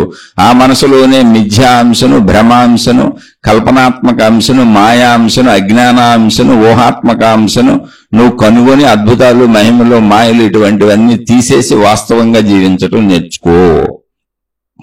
కాబట్టి మొత్తం ఇదంతా నీ మనోలోకంలోనే ఉంది. నీ మనోలోకంలోంచి వాస్తవ లోకానికి, సత్యలోకానికి ప్రయాణం ఉంది. నీ మనోలోకంలోంచి అజ్ఞాన లోకానికి, భ్రమాలోకానికి, మాయాలోకానికి, కల్పనాత్మక లోకానికి, లేని లోకానికి ప్రయాణం ఉంది. నువ్వు ఎటు వెళ్తావో నీ ఇష్టం. లేని భయాలు సృష్టించుకునే వాళ్ళందరూ ఈ కల్పనే. లేని ఆదుర్దాలు, లేని కంగారులు, లేని భయాలు, లేని డిప్రెషన్లు, లేని బాధలు అసలు ఇవి కొందెచ్చుకునే వాళ్ళందరూ కూడా మనసుని వ్యతిరేక దిశలో వాడుకుంటున్నారు. అంటే కల్పనగా వాడుకుంటున్నారు, ఊహగా వాడుకుంటున్నారు. సత్యస్థితిలో వాడుకోవట్లేదు. అసత్య స్థితిలో, అజ్ఞాన స్థితిలో, భ్రమస్థితిలో, మాయాస్థితిలో వాడుకుంటున్నారు. అప్పుడు అంతా నెగిటివిటీ వస్తుంది. ఎందుకని నెగిటివిటీ నీకే వస్తుంది, ప్రపంచంలో లేదు. అందుకే చూడండి, ఒకరికి భయం కలిగింది, ఇంకెవరికి భయం ఉండదు, వాళ్లే భయపడతా ఉంటారు. ఒకళ్ళకి బాధ కలుగుతుంది, ఇంకెవరికి బాధ ఉండదు, వాళ్లే బాధపడతా ఉంటారు. ప్రపంచం అంతా సంతోషంగా ఉంటుంది. అందుకని దుఃఖాలు, బాధలు, కష్టాలు, ఇబ్బందులు, కన్నీళ్లు చూడండి వాళ్ళ వరకే ఉంటాయి, ఇతరులకు ఉండవయ్యి. వీళ్ళు భయపడినప్పుడు ప్రపంచం అంతా భయపడదు. కానీ సూర్యుడు వస్తే ప్రపంచం అందరికీ ఒకటే వెలుగు, వర్షం పడితే అక్కడ ఉన్న వాళ్ళందరికీ ఒకటే వర్షం. అన్ని ప్రాకృతిక పరిస్థితులు, భౌగోళిక పరిస్థితులు అందరికీ ఒకలానే ఉంటాయి. అన్నీ ఒకటే, అందరికి ఆకలి దప్పులు అన్నీ ఒకటే. కానీ అందరికీ ఆకలి వేస్తుంది, అందరూ ఆహారం తింటారు. కానీ నీ భయం అందరికీ భయం కాదు, నీ దుఃఖం అందరికీ దుఃఖం కాదు, నీ సుఖం అందరికీ సుఖం కాదు. అది నీ మనసుతో నువ్వు చేసుకుంటుంది. అందుకని ఆ మనోసృష్టిని గమనించండి. ఆ మనోసృష్టిని వాస్తవ సృష్టితో కలపండి. అలా కలిపి జీవించడమే ఆధ్యాత్మికత, ఆధ్యాత్మిక చదువు, ఆత్మజ్ఞాన చదువు. అప్పుడు మనం మనకు తెలుస్తాం, సృష్టి మనకు తెలుస్తుంది, సృష్టి మనం వేరువేరు కాదని తెలుస్తుంది. మొత్తంగా అన్ని వేరుగా కనపడుతున్నా సృష్టికి మనకి ఆధారమైన శక్తి, ఏకశక్తి ఒకటే అని తెలుస్తుంది. ఆ తెలియటమే ఆత్మసాక్షాత్కారం, మోక్షము. అదే నన్ను నేను తెలుసుకోవటం, నన్ను నేను కలుసుకోవటం. అదే నా అనంతత్వం, అదే నా అమరత్వం. ఇది ఎవరికి వాళ్ళు సాధించుకోవాల్సిన కేవల భావరూపమే. ఇది జ్ఞాన రూపం అంతే. క్రియాత్మకత ఏం లేదు. శరీరం ధర్మంగా జీవించడమే క్రియాత్మకత. శరీరానికి కావలసినవి సమకూర్చుకో, అన్నీ అనుభవించు, కేవలం ధర్మంగా మంచిగా. జ్ఞానం భావరూపం, భావరూపంలో మోక్షాన్ని పొందుతావు, భావరూపంలో అమరత్వాన్ని పొందుతావు, భావరూపంలో సంతోషాన్ని పొందుతావు, భావరూపంలో శాశ్వతత్వాన్ని పొందుతావు. అది జ్ఞాన స్వరూపం, అది శక్తి స్వరూపం, అది భావరూపం. అదే అనంత ఆకాశతత్వం. అందులో ఇమిడిపోండి, అందులో కలిసిపోండి. అర్థమైన వాళ్ళు మీ జీవితంలో ఆచరించుకోండి. రహస్యం అంతా మీ మనసులోనే ఉంది. అందుకే మీలోకి మీరు వెళ్ళాలి. మీ మనసును మీరు బాగా తరిచి తరిచి చూసుకోండి, లేకపోతే మోసపోతారు. మీ మనసుని మీరే పట్టుకోవాలి.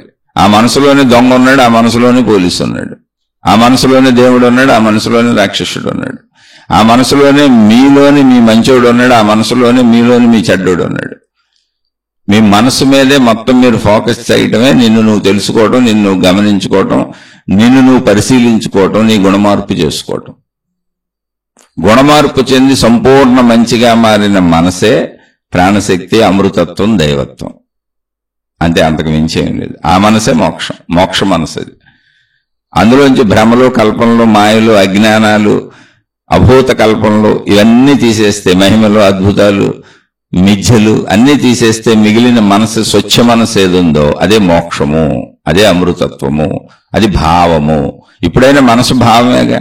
భావం శరీర, మనసు శరీర రూపం కాదుగా, మనసు భావరూపమే. అప్పుడు మోక్షం కూడా భావరూపమే. భావరూపంలో పొందుతారు. ఆ అమృతత్వాన్ని, అమరత్వాన్ని భావరూపంలో పొందుతారు. ఎందుకంటే మనసు భావరూపం. ఇప్పుడు మన ఆలోచనలు, మన భావాలన్నీ భావరూపమే కదా. అదే కదా మన మనసు. కాబట్టి చక్కగా మనసును అర్థం చేసుకోండి, ఆ మనసులోకి వెళ్ళండి. ఆ మనసులో ఉన్న మాయను, మిథ్యను, భ్రమను తొలగించుకోండి, అజ్ఞానాన్ని తొలగించుకోండి. సత్యస్థితిలో శరీరంతో సమానంగా మనసును నడపడం నేర్చుకోండి. దాని వేగాన్ని తగ్గించండి. ప్రాపంచిక విషయాలతో ఎంత వాస్తవత్వం ఉందో ఆ వాస్తవత్వంలో ప్రాపంచికంతో సమానంగా, మనస్సు శరీరంతో సమానంగా, ప్రాపంచిక స్థితిగతులతో సమానంగా, సాటి మనుషుల సమన్వయంతో మనసు వెళ్ళేలా దాన్ని స్పీడుని, వేగాన్ని తగ్గించండి. అది మీ చేతిలోనే ఉంది. అప్పుడు ఆటోమేటిక్గా మీకే అన్ని అర్థమైపోతాయి. ఆలోచించి చూడండి, అర్థమైతే ఆచరించుకోండి. ఒకవేళ అర్థం కాలేదంటే మీది ఈ మార్గం కాదు, ఇతను సరిగ్గా చెప్పలేదు అనిపిస్తే దయచేసి నన్ను క్షమించి వదిలేయండి. నేను సామాన్యుడను మాత్రమే, నేను ఇందులో ఆరితేరిన జ్ఞానిని కాదు, నాకు అంత అద్భుతమైన జ్ఞానం ఏమీ తెలియదు. అనేక మంది మహాత్ములు చెప్పిన విషయాలను విని, వాళ్ళు రచించినటువంటి గ్రంథాలు చదువుకొని ఆ పుస్తకాల్లో విషయాన్ని, వాళ్ళు చెప్పిన ప్రవచనాల్లో విషయాన్ని, నాకు అర్థమైన దాన్ని, నేను ఆకలింపు చేసుకున్న దాన్ని, అందులో మీ విషయాలను మీతో పంచుకుంటున్నా. అందుకని నేను తప్పు కూడా చెప్పొచ్చు, నేను చెప్పానని నమ్మకండి. ఒప్పులుంటే తీసుకోండి, తప్పులుంటే వదిలేసి నన్ను క్షమించి విషయాన్ని ఇక్కడికి వదిలేసి మీ మార్గాల్లో మీరు హాయిగా సాగిపోండి. శుభమస్తు. మీకు, మీ కుటుంబ సభ్యులకు మేలు చేకూరుగాక. మరొక కొత్త శీర్షికతో కలుసుకుందాం.